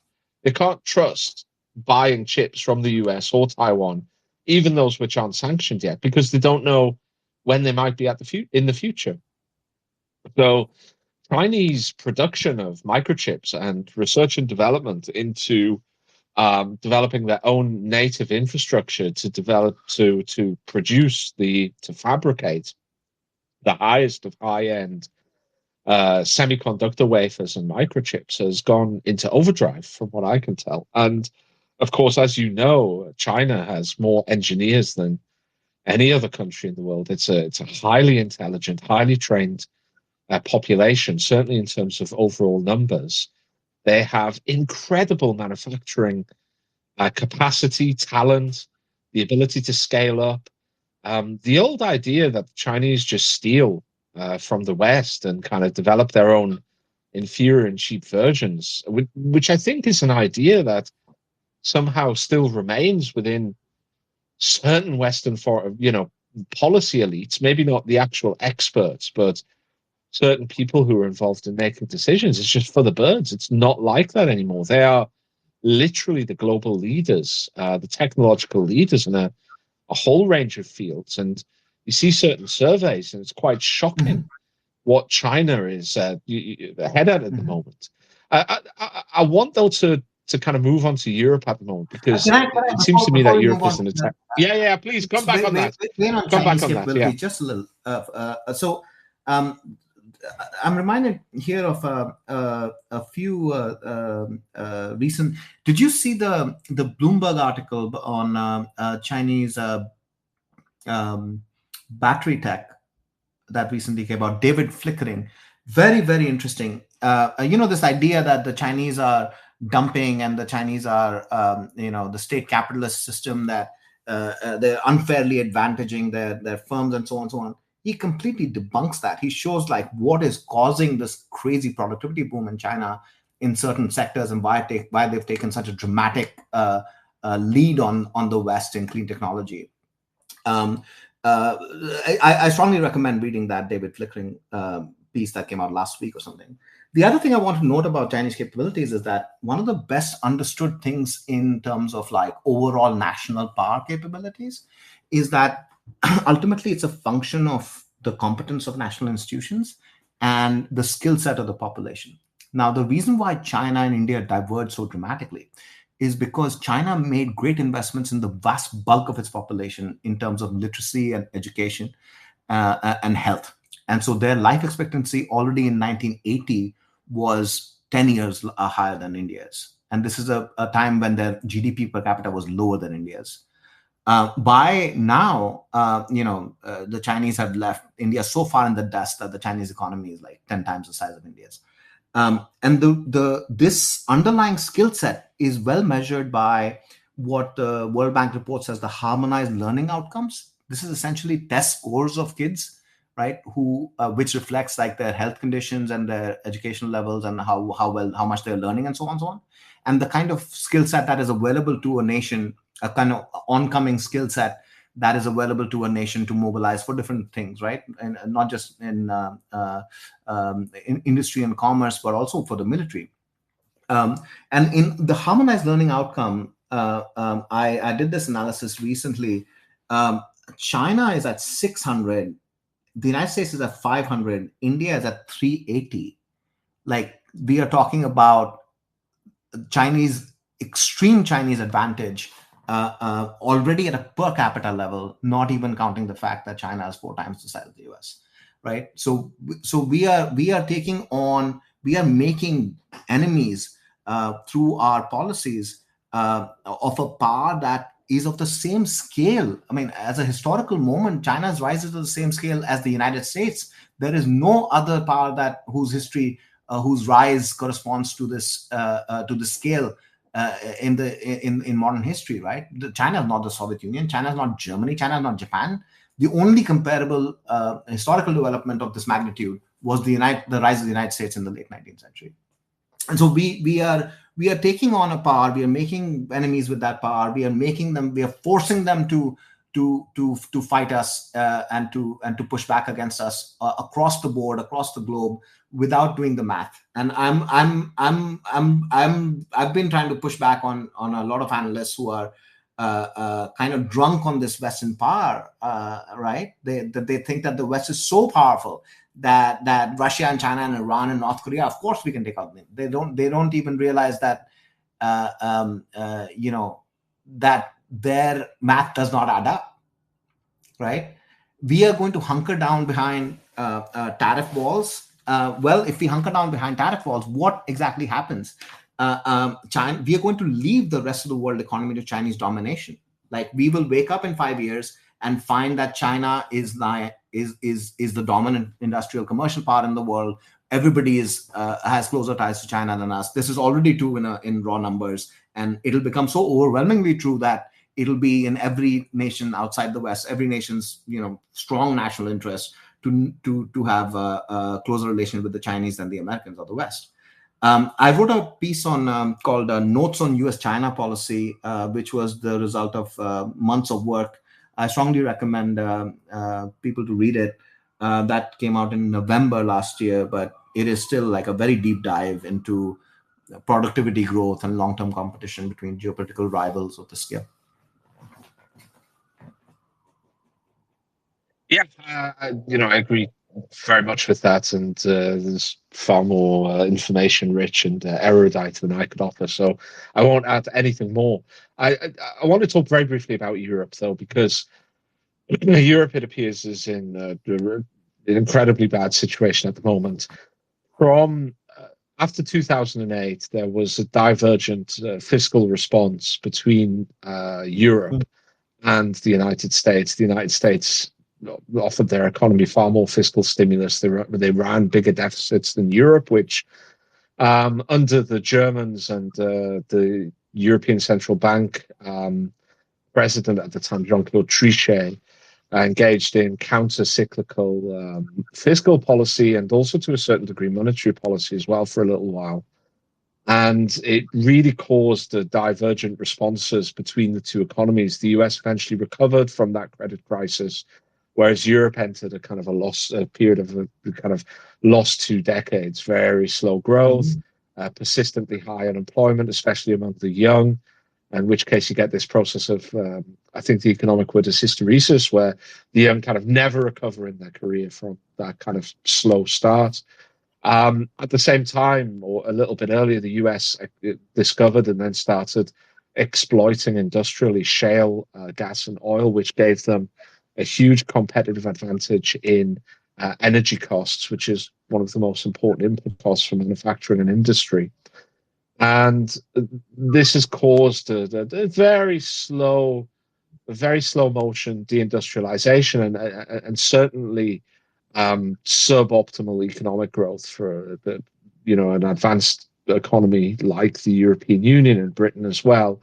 But this has gone into overdrive since 2022, and the European decision to cut itself off from Russian pipeline gas, which has caused another increase in energy costs, and also has led to further deindustrialization. First, we saw the high energy or the energy hungry industries like fertilizer production and glass manufacture and chemical companies, especially petrochemical companies, leaving.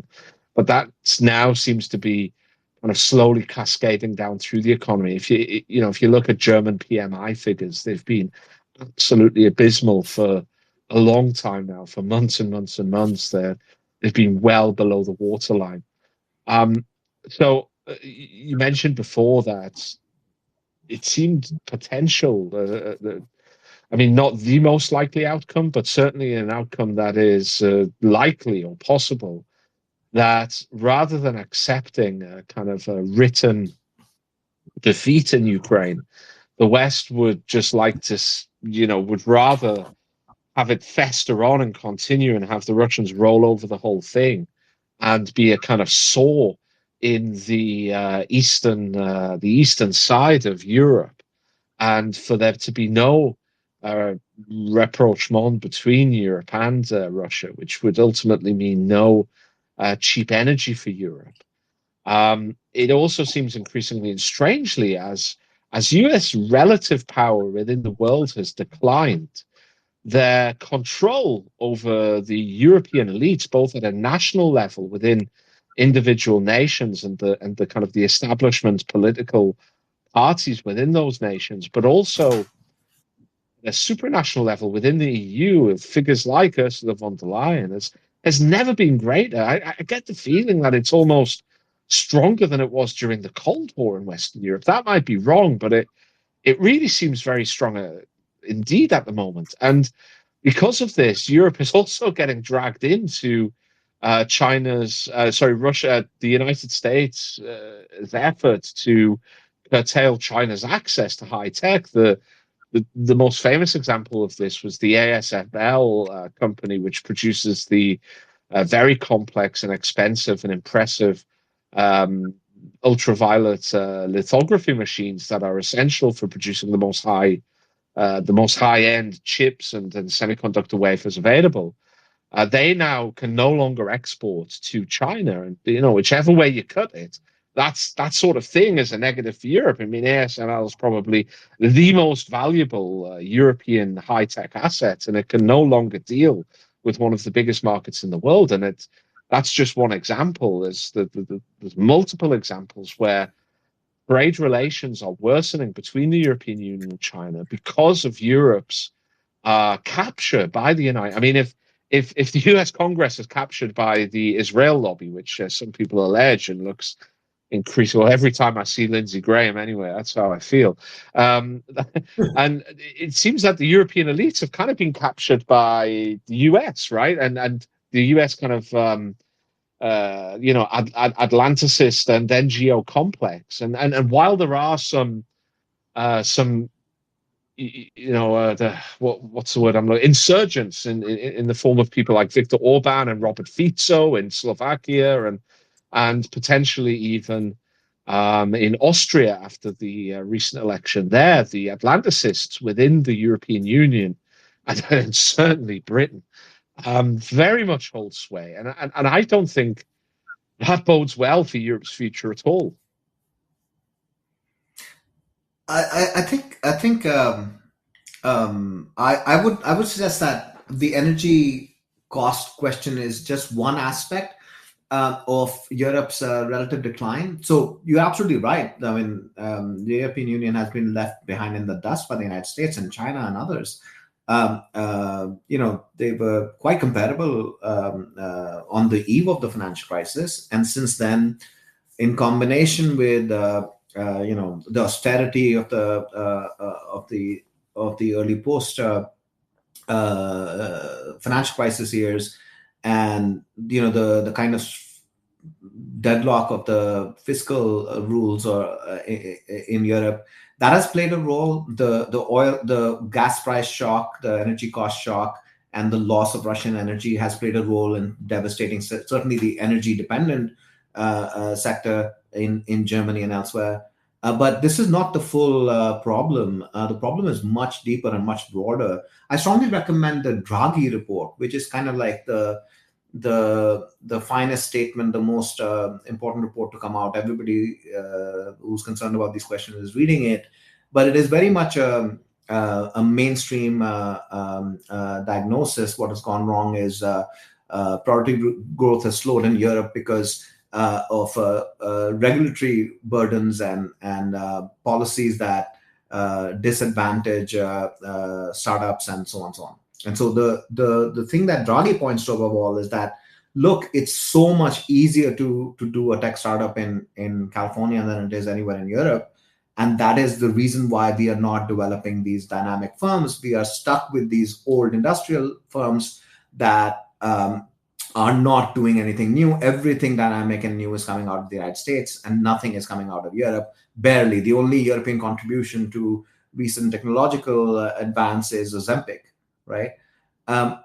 So I am not as bearish on Europe as Draghi and many others are, but I do think that this is a problem of European integration.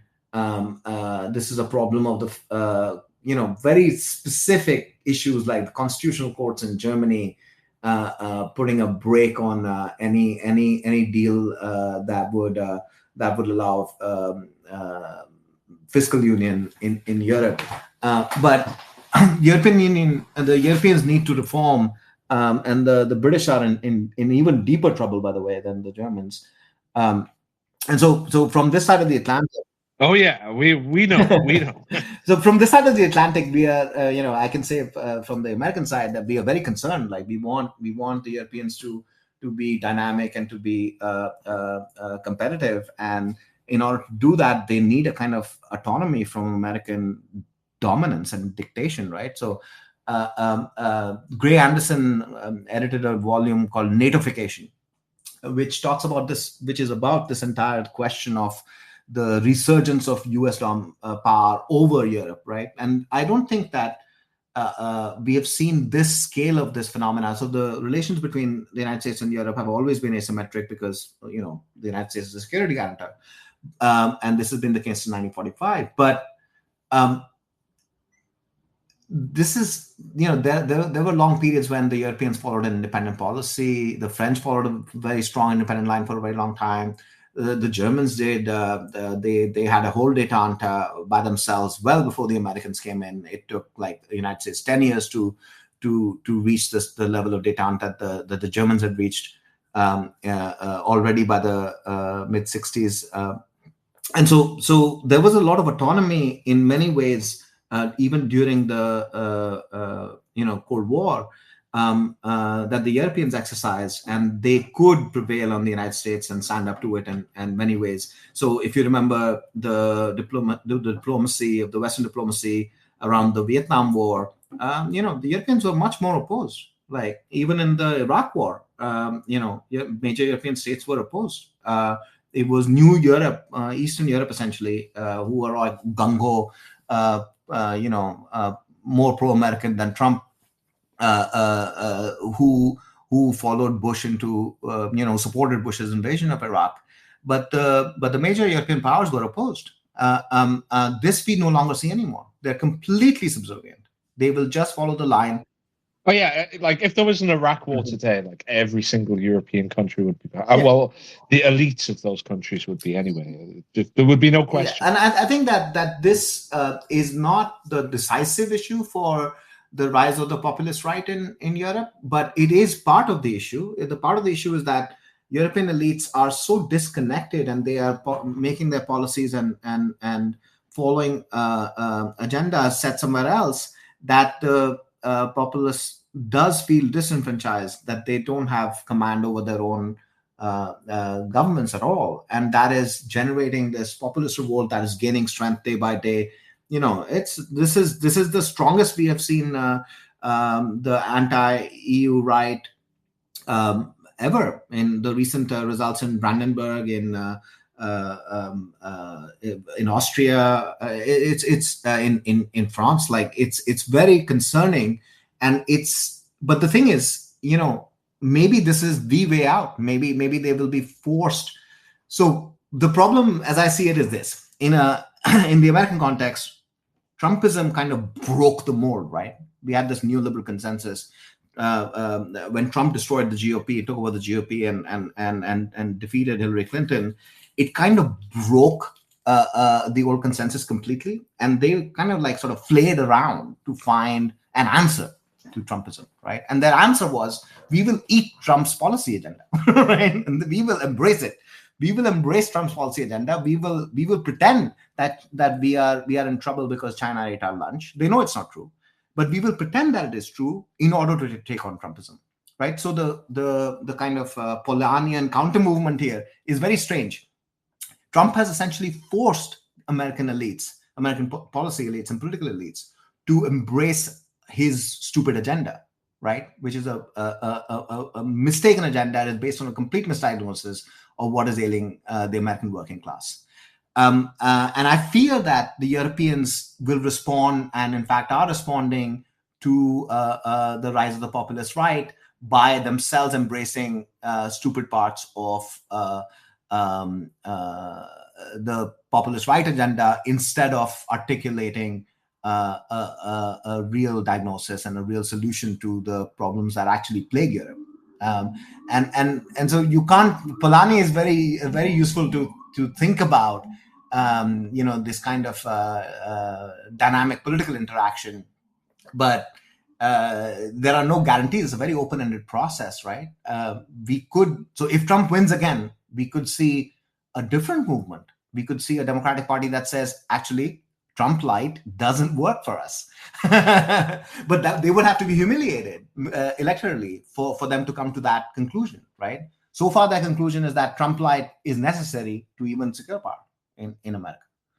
And we are seeing similar things in Germany, where mainstream parties have embraced anti-immigration policies because they think that is necessary to contain the right. Yeah, well, I mean, in Germany, it's not just the populist right; it's also the populist left. The BSW, the Bundeswehrwagenknecht was a party set up only a year ago, and it's now finishing third in the regional elections. In all three regional elections recently, I believe I'm right in saying it finished third. It's really quite remarkable, and the the BSW is fundamentally opposed to AfD on pretty much everything, except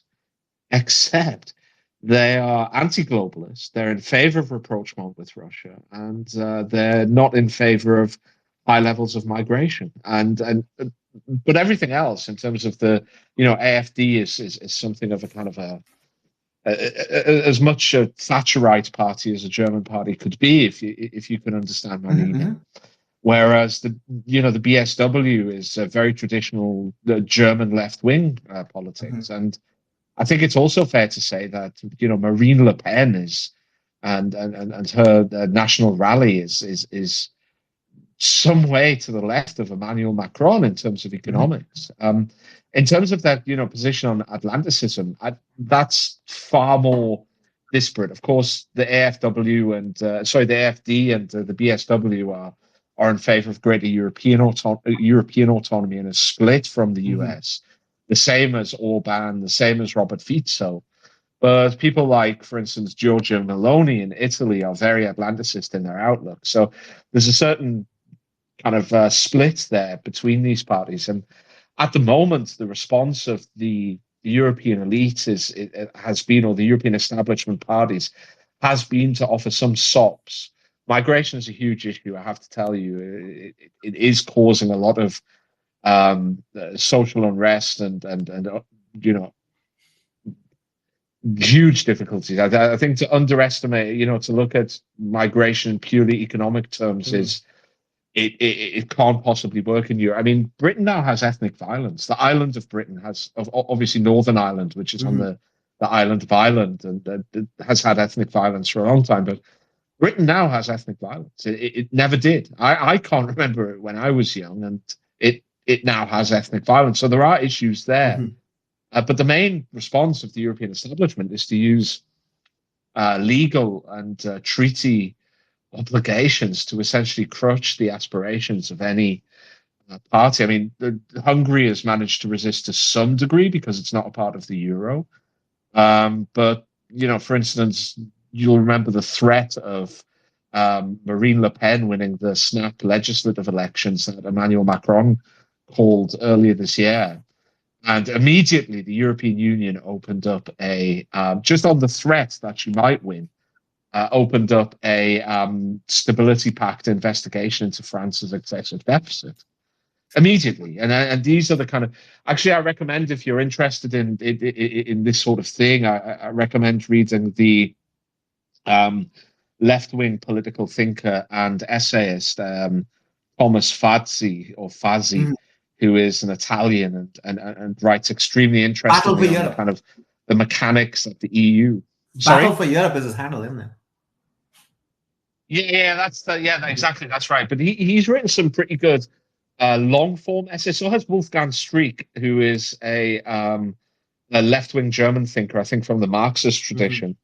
But both of those have written really interesting long form essays about the mechanics that European Union and national legal and political structures use essentially to attempt to create a firewall against the populist parties, and if they do gain power, to bend them to the kind of the centrist will, if you like. And it has been quite successful so far. But you're right in saying, I think, that eventually there's going to have to be some change. I just wonder whether this could be forced on them if the US starts to pull out from Europe. Sorry, I just wanted to jump in about the question you mentioned about the centrist parties ganging up to keep the extremist parties out of power.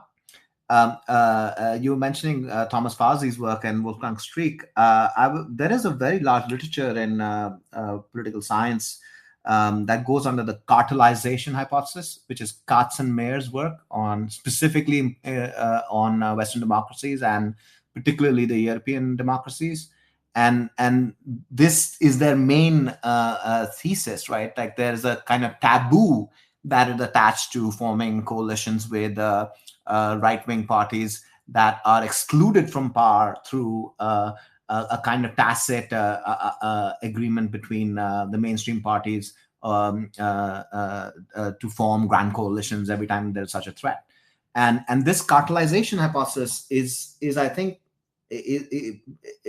people have kind of written it off, but it is extremely powerful even today. We are seeing some breakthroughs in Europe, and we are seeing the operation of this cartelization process in Austria, in Germany, in France, everywhere. This is a very, very powerful theory. I strongly recommend going back to the original. Katzenmeyer. Katzenmeyer. Okay, I'll read it because I think it is pertinent. And for instance, recently in the opening of the Thuringia state legislature, it kind of descended into something like chaos because the AfD, having been returned as the biggest party in the legislature, wanted, as is tradition and normal, to have their speaker elected, and the other party simply refused and demanded that their own speaker be elected. And AFD said, well, no, that's not how things work. And they all just left without even electing a speaker. So this kind of these kind of processes can be quite powerful. I have a question for you. So in the United States, the power of the lobby is so substantial that no politician and barely any media figure would stand up and push back against U.S.-Israel policy. But my understanding is that in Europe, there is a lot more anger at Israeli policies and war mongering and aggression than there is in the U.S. Could that interact with this political uprising of the right? Yeah, you just cut out a little bit there, but could that interact with this political? So how does that work in the European political scene? Does it move the needle somewhere? In the United States, I was saying that there is no chance of it moving any needle anywhere because it's all locked up. Yeah, I mean, just to answer that question, the first of all, you're 100% right. So the left of centre parties in European countries, especially in the UK, but I believe throughout Europe, have traditionally been extremely pro-Palestine. Palestine, certainly for the Labour Party in the UK, has been an issue for as long as I can remember, almost as important as like the NHS or economic policy. It's a really important thing. At the moment, I mean, Europe has a very large Muslim population. Some cities in the UK are, if not majority Muslim, kind of moving in that direction. So, of course, their protests against the current situation in Israel have caught the headlines. But my argument to that is, well, this is just a standard position of the British left, essentially. It has been for a long time. It has been pro-Palestine. I don't think it will interact with the wave of political populism unless, and this is an unless that could realistically happen. Israel is in the process of moving into Lebanon at the moment, quite tentatively. But if they start moving in force, there's going to be a huge number of refugees that move northward.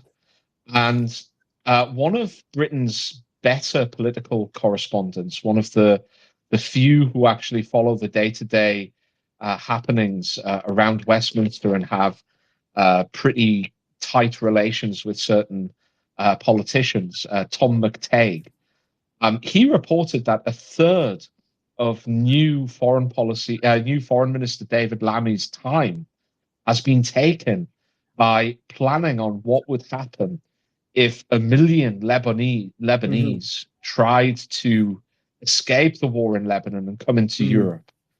Now, let's imagine for a second, you have a wave of right-wing populism, and even the left-wing populism, such as it is, like Sarah Vagan Connect, are not pro-migration. They're anti-migrant, okay?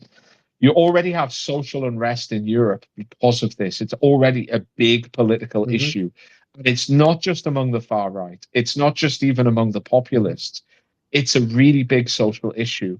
I think I'm right in saying a recent opinion survey in Britain had it as the number one issue for people was migration. That's how serious it is. Now, if you get, because of the actions of Israel, if you get like 400,000, 500,000 Lebanese trying to get into Europe, and the establishment trying to let them in, they'll be hell to pay. It will go bananas in Europe, and I'm not embellishing there. What will happen is the right will be against migration because they're the anti-migration parties, like Trump. Okay, the left, on the other hand, is pro-migration. Okay, in the same way that the Democrats are in America. But in this situation, the left would say to the right, "Oh, well, you're so much in favor of Israel, guys. This is your problem. Come on. Now you see the results of your actions. You deal with this." Meantime, the right would say, well, you guys are pro-migration. It's your fault. It would, and then at the same time, you'd have protests on the street. you'd have the populist parties going through the roof in terms of opinion polls and election results, and it would cause absolute chaos. And this is a kind of realistic outcome. I mean, if Israel goes into Lebanon, you're going to get another load of Syrian level, and it's a smaller country, of course, but per capita, that kind of level of refugees, I would have thought, if Israel goes the whole hog with Lebanon. Right. So, yeah, it could really. I just did a podcast, a regular multipolarity podcast, where, yeah, I'm not sure that Europe could survive a full-blown Israeli invasion of Lebanon. Without like serious political instability in Europe itself. Right. I do worry about such scenario as well. And I think that my expectation is that even the mainstream parties will put their foot down, just like the sort of consensus that was reached at some point after the Syrian refugee crisis, where welcome culture gave way essentially to a deal with Turkey. You deal with this, right?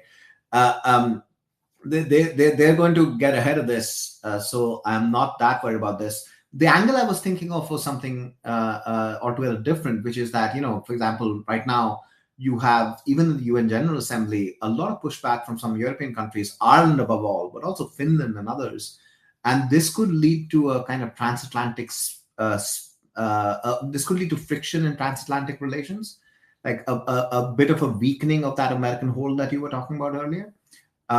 Because at some point this becomes like too big a deal where the Europeans, even if they completely fell in line on the Ukraine question, might have to split with the Americans just because of the outrage that is causing. And the scale of devastation that Israel is inflicting on Lebanon is consistent with their intentions that they had, that what they did with Gaza. Like, that's what it's looking like from the strategic bombing. Yeah, but there'll be no way that causes a split. No way at all. First of all, because in general, the same centrists that are pro-Atlanticist, while trying to, if they're centre-left like Sakir Starmer, they do try to hold their pro-Palestine wing, which is the majority of the party, in check. So recently they ended, I believe I'm right in saying they passed legislation to end arms sales to Israel. But at the same time, they will put the RAF up in, what's left of the RAF, up in the Eastern Mediterranean to help shoot down Iranian bombs, right? So the centrist parties, both left and right, are, even if they have a pro-Palestine wing, they generally toe the line with regards to Israel. Secondly, this has very much been a left versus right situation. There is no consensus in Europe on Israel. So in Britain, we have a tendency to import American political pathologies, and one of the more recent ones to come across has been that the right of centre in Britain has increasingly taken kind of like a Republican pro-Israel line on Britain's relations with Israel. The left, for a long time, since the 1980s probably, but certainly gaining pace in the 90s and 2000s, and since the 2010, totally pro-Palestine. So I don't think there's enough consensus, in Europe to just, even as outraged as some people have been, and I think anybody can be upset about what they're seeing in Gaza. It's a humanitarian disaster. Even if you're pro-Israel, surely you don't have a heart of stone, right? It's a natural human reaction, but there's not enough consensus in Europe to kind of go after Israel. I don't mean go after in a nasty way, but to essentially use the legalistic methods of the United Nations and its associated courts and processes have to punish Israel for its behavior. There's just not that consensus. Even after the ICC judgment, that Britain was like really uncomfortable with that ICC judgment.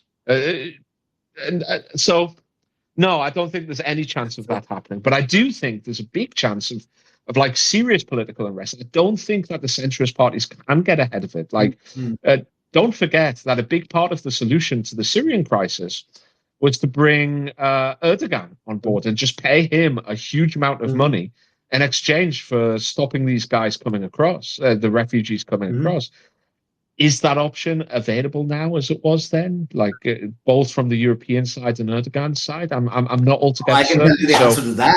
The Turks will extract a very high price. They are furious. Erdogan is on the back foot. Like the pressure is really on. The population in Turkey is extremely angry, as the rest of the world's Muslim population. But I would just to step back from that and this side of the Atlantic. There is a sense developing here that the consensus, the Israel consensus in the United States, is thinner than it looks. It's just like the EU consensus in Europe is thinner than it looks, confined to a narrow strata of the elite. Even though it's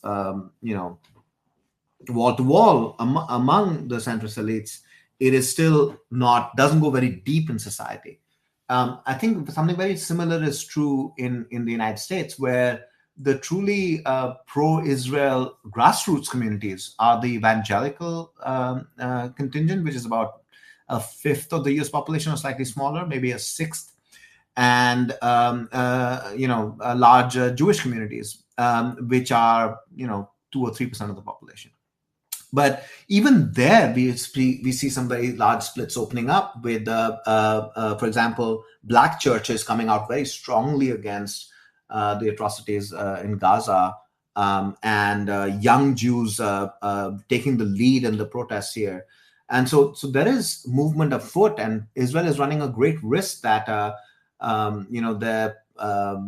guaranteed patronage of the United States is going to be put at risk from the tide turning. And if you look at like American political opinion polling, it's very strongly staggered by age. The younger Democrats especially are extremely furious that no Palestinian was allowed to speak, or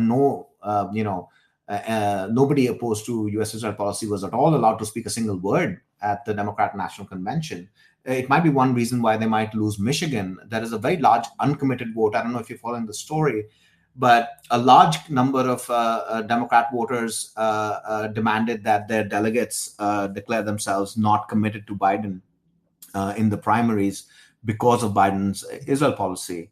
And that is the first time that has happened in the United States. It has never happened before at this scale.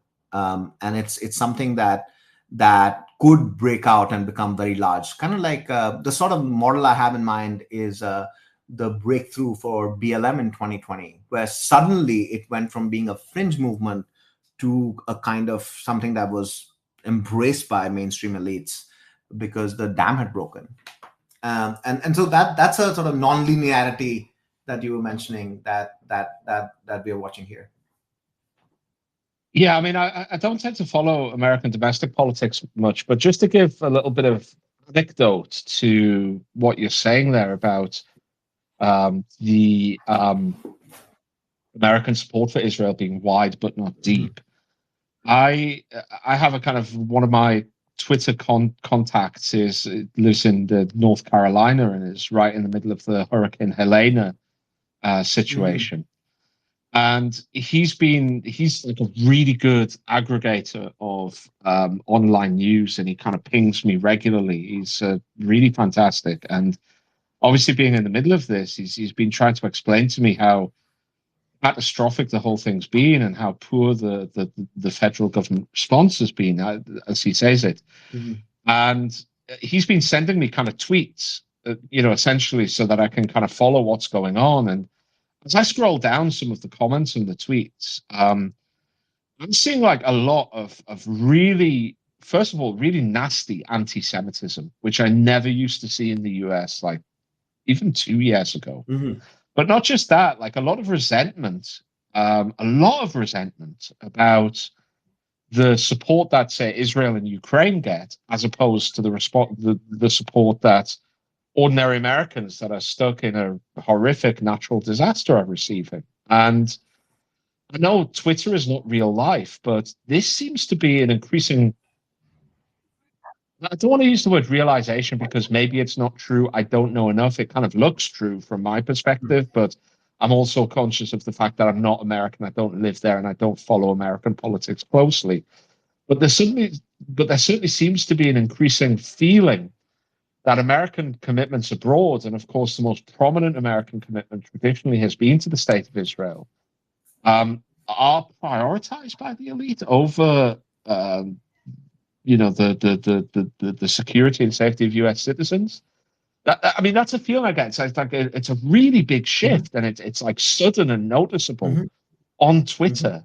And I don't know what I mean. That it might be different, in the soccer mom community and the average kind of working class blue collar Joe who isn't sitting on Twitter arguing about politics like me, like 8 hours a day.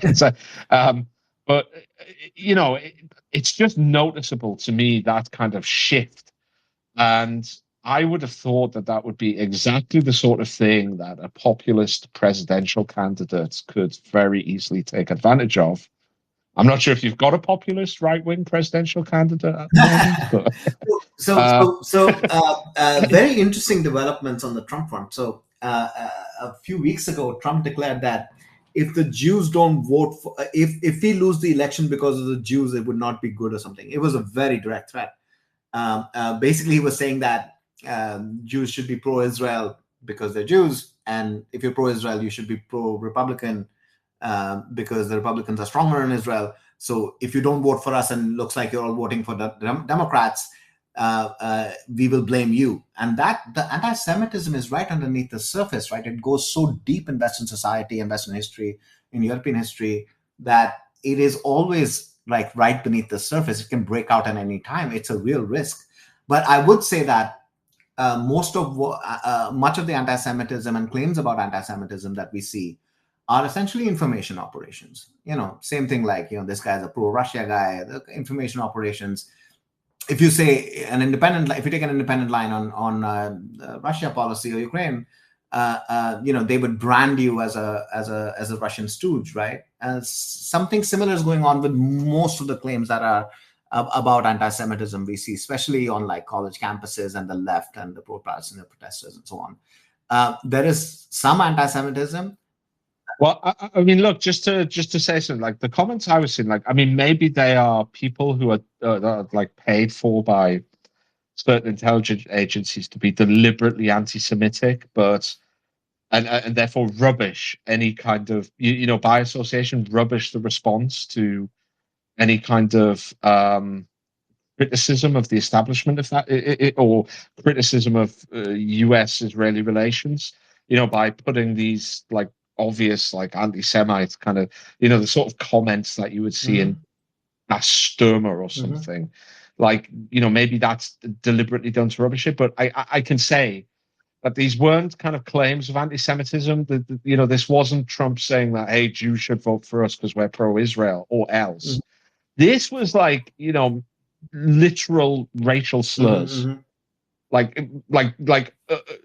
there's no other way to put it. There were racial pejoratives. There were, for instance, the head of FEMA, I believe, is a Jewish lady, and there were comments about the size of her nose.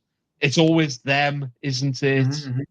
Like, of course, you don't want to help conservative Christians. You're Jewish. You hate us. You want us dead. Like, this is the sort of level that we were talking about, and the comment section is like packed with these things, like packed. And it wasn't like 2 years ago. It wasn't 10 years ago, certainly. But not just that, like it was packed with also non-anti-Semitic, like just ordinary resentment and frustration. So yeah, it's like seriously unpleasant stuff. Can I just say one thing? So going back to sort of like intelligence circles and military circles, this question of information operations is very important to understand our media environment and our social media environment. So a lot of what we see on social media is being engineered, and it is being engineered with a view to control the risks that were revealed with the Arab uprisings, the Arab Spring, right? So social media. If do you know Martin Guri? Martin Guri is a former CIA career CIA officer, CIA analyst, who published this book on the revolt of the masses.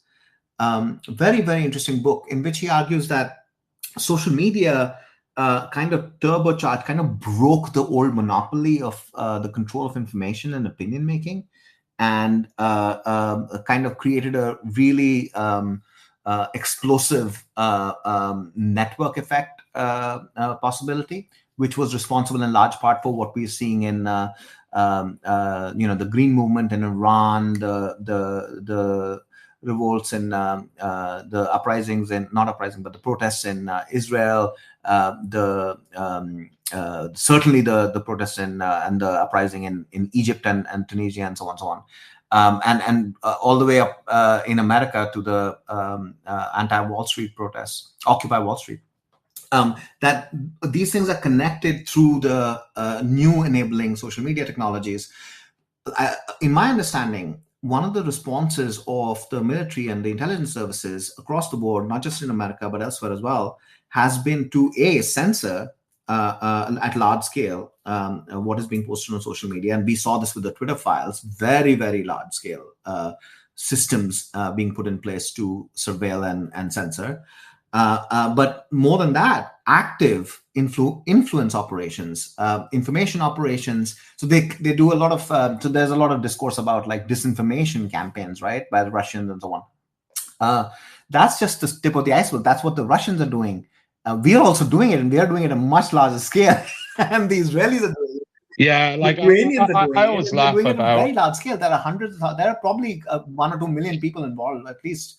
A couple of million people working full time on information operations. So we are looking at a very I mean, I always laugh at the the accusation that the Russians are doing this or the Chinese are doing it. Like these guys are like Bush League compared to the West when it comes to gray zone warfare and cyber and social media. It's not even it's like comparing your little league team is playing baseball, but they're not quite the New York Yankees, are they? It's a whole different thing.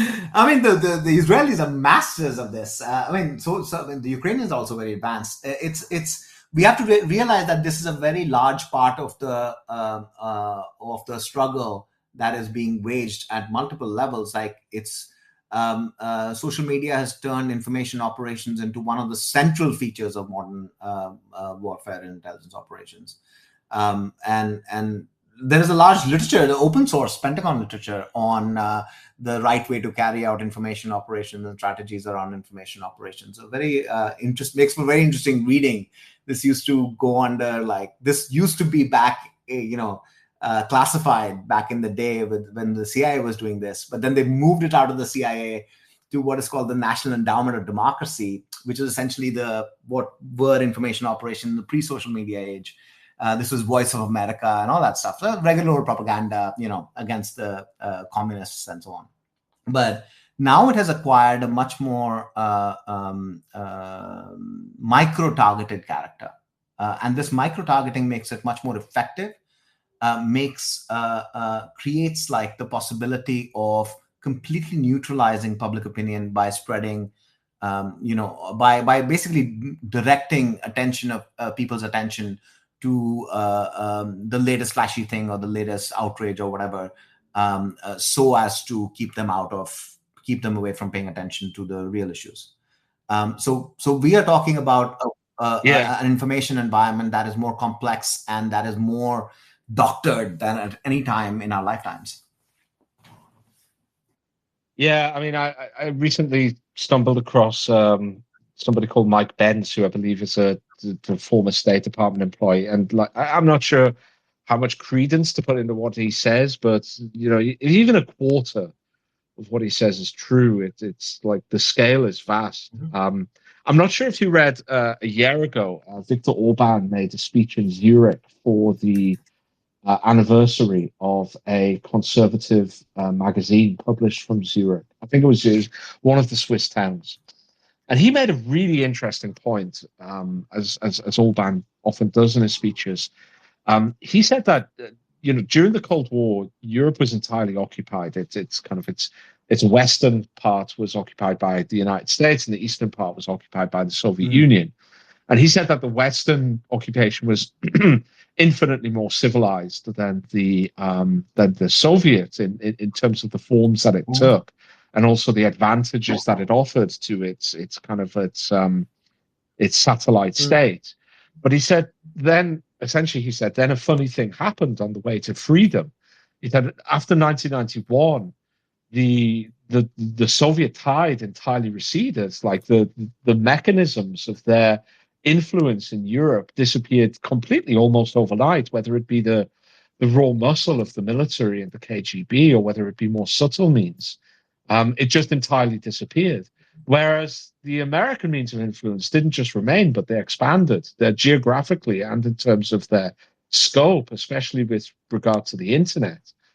And I thought that was very interesting. And I think perhaps it's quite a true point, going back to the point you made earlier about, in the early 2000s, it was possible for France and Germany to resist American calls to join the coalition for an invasion of Iraq. And now it just wouldn't happen at all. And I think, as you say, the kind of the US efforts with regard to social media, the National Endowment for Democracy, I don't know, sometimes direct, but sometimes quite inchoate network of non-governmental organizations and civil society groups, and media organizations, think tanks. This really offers the US the tremendous influence, and I think nowhere is that more powerful than in Europe. And it's an area really where people might decry the fact, as you did earlier, that it's unable to it's being comprehensively outproduced in terms of 155 millimeter shells by Russia. People decry the fact that the US is extremely short of oilers and other support ships, which would be really needed in any kind of war in the Western Pacific. Like, yeah, sure, like these are all issues for the US, but one area where it's still the kind of undisputed leader is this kind of, I wouldn't call it soft power. It's in that kind of space between soft and hard power. Some of it is quite hard, some of it is pretty soft. But the US is really has kind of awesome power in this sphere, whether it be, as we say, charities, NGOs, civil society, social media. It's really hegemonic. Yeah, the UK is not far behind. It's a joint operation. So this it goes by the name of information dominance. I agree. Like the United States is. But it's like information supremacy at the moment. It's not just superiority. It's like supremacy. I would push back a little on the efficacy of these things. So. If you look back a bit, like in the Cold War, Chomsky and Herman wrote this fantastic book called Manufacturing Consent, right, where they lay out this propaganda model and the role that the media elites are supposed to play, the flag generating think tank kind of organizations are supposed to play, and the official pronouncements are supposed to play, and the way it's reproduced or the production of consent, essentially, right? Through many mechanisms, only one of which is actual, technically intelligence operations in the military sense. That model laid out in Manufacturing Consent needs to be updated for the social media age. Nobody has really done this work, but Guri's work says essentially this is over, right? You can't control it.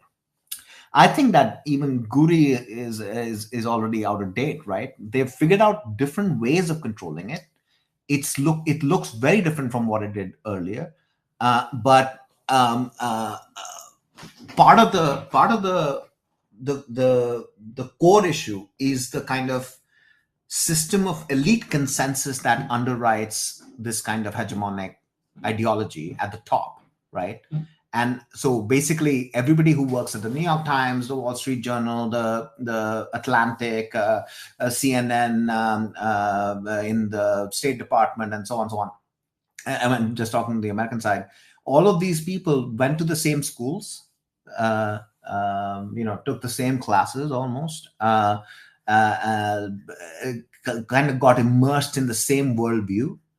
And that shared world picture or ideology is kind of like the thing that connects it all together and makes it possible for non-control, like, so, in a authoritarian country like China, the Beijing would like actually issue specific directives about what is allowed to say, what you're not allowed to say, and so on. This is not quite the American system, right? People do their own thing. They are free to do their own thing. They're rewarded or punished if they don't say the right things. Yes, but they are not. Nobody's telling them exactly what to do, except for when it comes to highly sensitive electorally related questions, like, so when you want to, for example, suppress the Biden laptop story, then a definite directive goes out and says, this cannot be. This has to be suppressed completely, right? So we've kind of blurred the line between authoritarian tactics of public opinion control and democratic practices, the old democratic practices of public opinion control.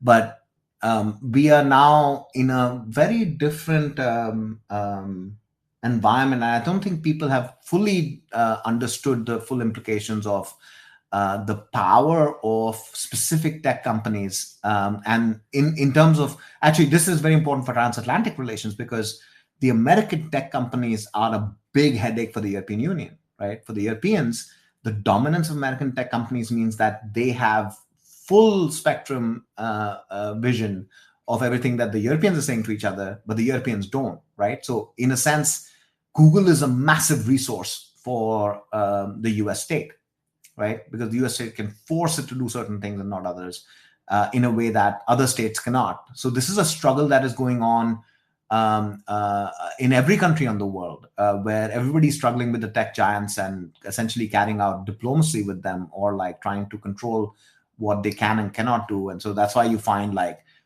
Musk complaining about Argentina and the Modi government dictating Meta's. Somebody wants to talk. Rajiv, can you allow Colin? Rajiv, I don't see anybody putting. He just raised his hand. A speaker request in. That's why he raised his hand. Oh, really? I don't even see anyone called Rajiv. One second. I do not even see somebody called that on my list. Twitter.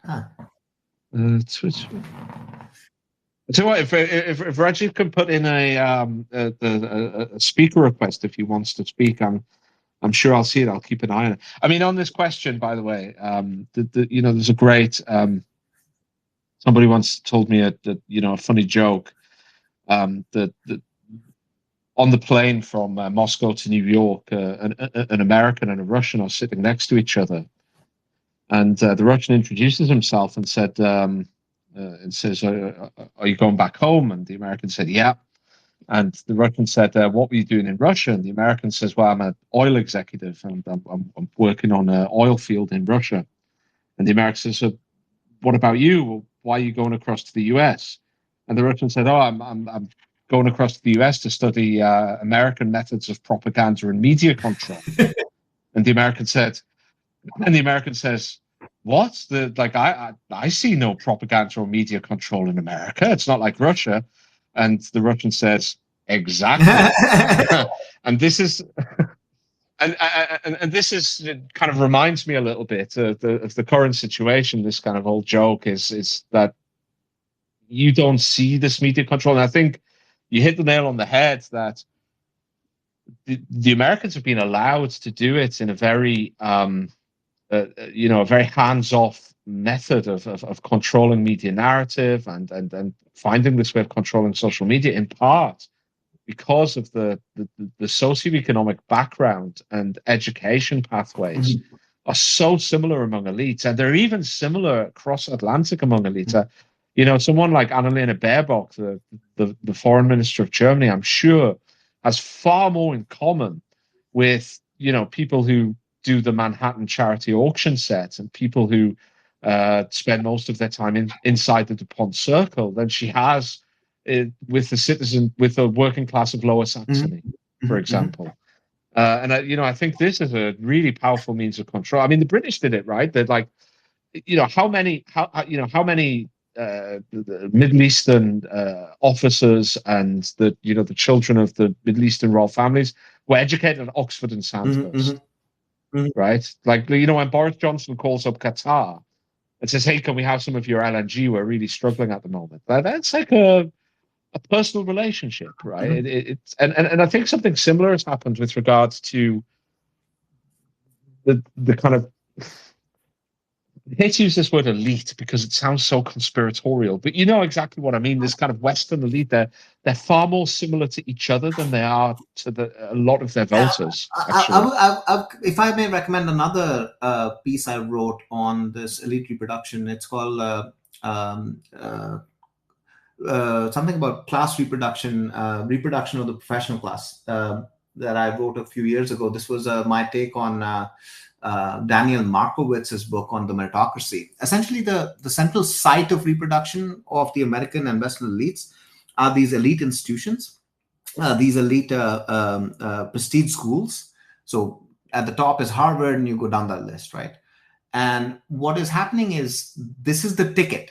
You get in there, you have a ticket to the prestige media firms, you have a ticket to the prestige tech firms, the consulting firms, the Wall Street banks, and so on, so on, so forth. So you have these elite institutions, elite superstar firms, and so on, and you have this pipeline from the prestige schools to these elite institutions, and these are the people who get to run the show everywhere, from the New York Times to Goldman to the State Department to the CIA. And this system is not exactly replicated in Europe everywhere, but it is certainly true in the UK, right? It's certainly true in France. It's not true in Germany. It's not true in Italy. And part of the reason why we see a different kind of system in these places, and more freedom, if you will, honestly, and more voice for people not among the elite in these places, is because they don't have this system of elite reproduction. But this is a much larger conversation for another time. I think we've exhausted our audience's patience. I agree. I could talk about this sort of thing for a long time as well. But look, before you go, I really recommend people go into the Policy Tensor Substack. If you just type in Policy Tensor Substack, it's kind of like, it's a gold mine for intellectual esoterica, I would say. It's really interesting. Like, I found an essay of yours about the about human evolution, actually, and what it might say about the state of humanity. And to be honest, I found myself typing define and several of the words into Google because of my scientific ignorance. But I just found it. No, that's fine. That's my problem, not yours. That's what you get for not having a degree, right? So I'd like, if people go to that, there's loads of stuff about international relations, and especially geopolitics and grand strategy, I would say. But there are also fascinating examinations of of macroeconomics and of other intellectual tidbits and nuggets. Some of them are kind of almost academic, academic paper style, I would say, whereas others are more essay style. But anyway, Policy Tensor Substack is really worth going into. I'm not sure if there's anything else you want to draw attention to. No, I think we have had a long conversation, and thank you for the word of confidence. I appreciate it. We should do this again sometime. It's an absolute pleasure. Yeah, please. Yeah, I'd love to do it. I'd love to do it again, because my wife thinks that politics in general is faintly ridiculous. She kind of laughs at the idea I would talk for almost 3 hours about politics with somebody. So she thinks of far more important things in life. So I don't, outside the pubs, I don't get to chat so much. So please, I would love to do it again. And thank you, everybody, for joining us. Thanks to Policy Tensor. This has been recorded, so if anybody wants to catch up with bits they've missed, they can do. And if you think it's valuable, please share it. Please follow Policy Tensor. I am Andrew Collingwood. I co-host the Multipolarity podcast. I will see you all next time. Have a good Saturday evening, everybody. Take care, guys. Cheers.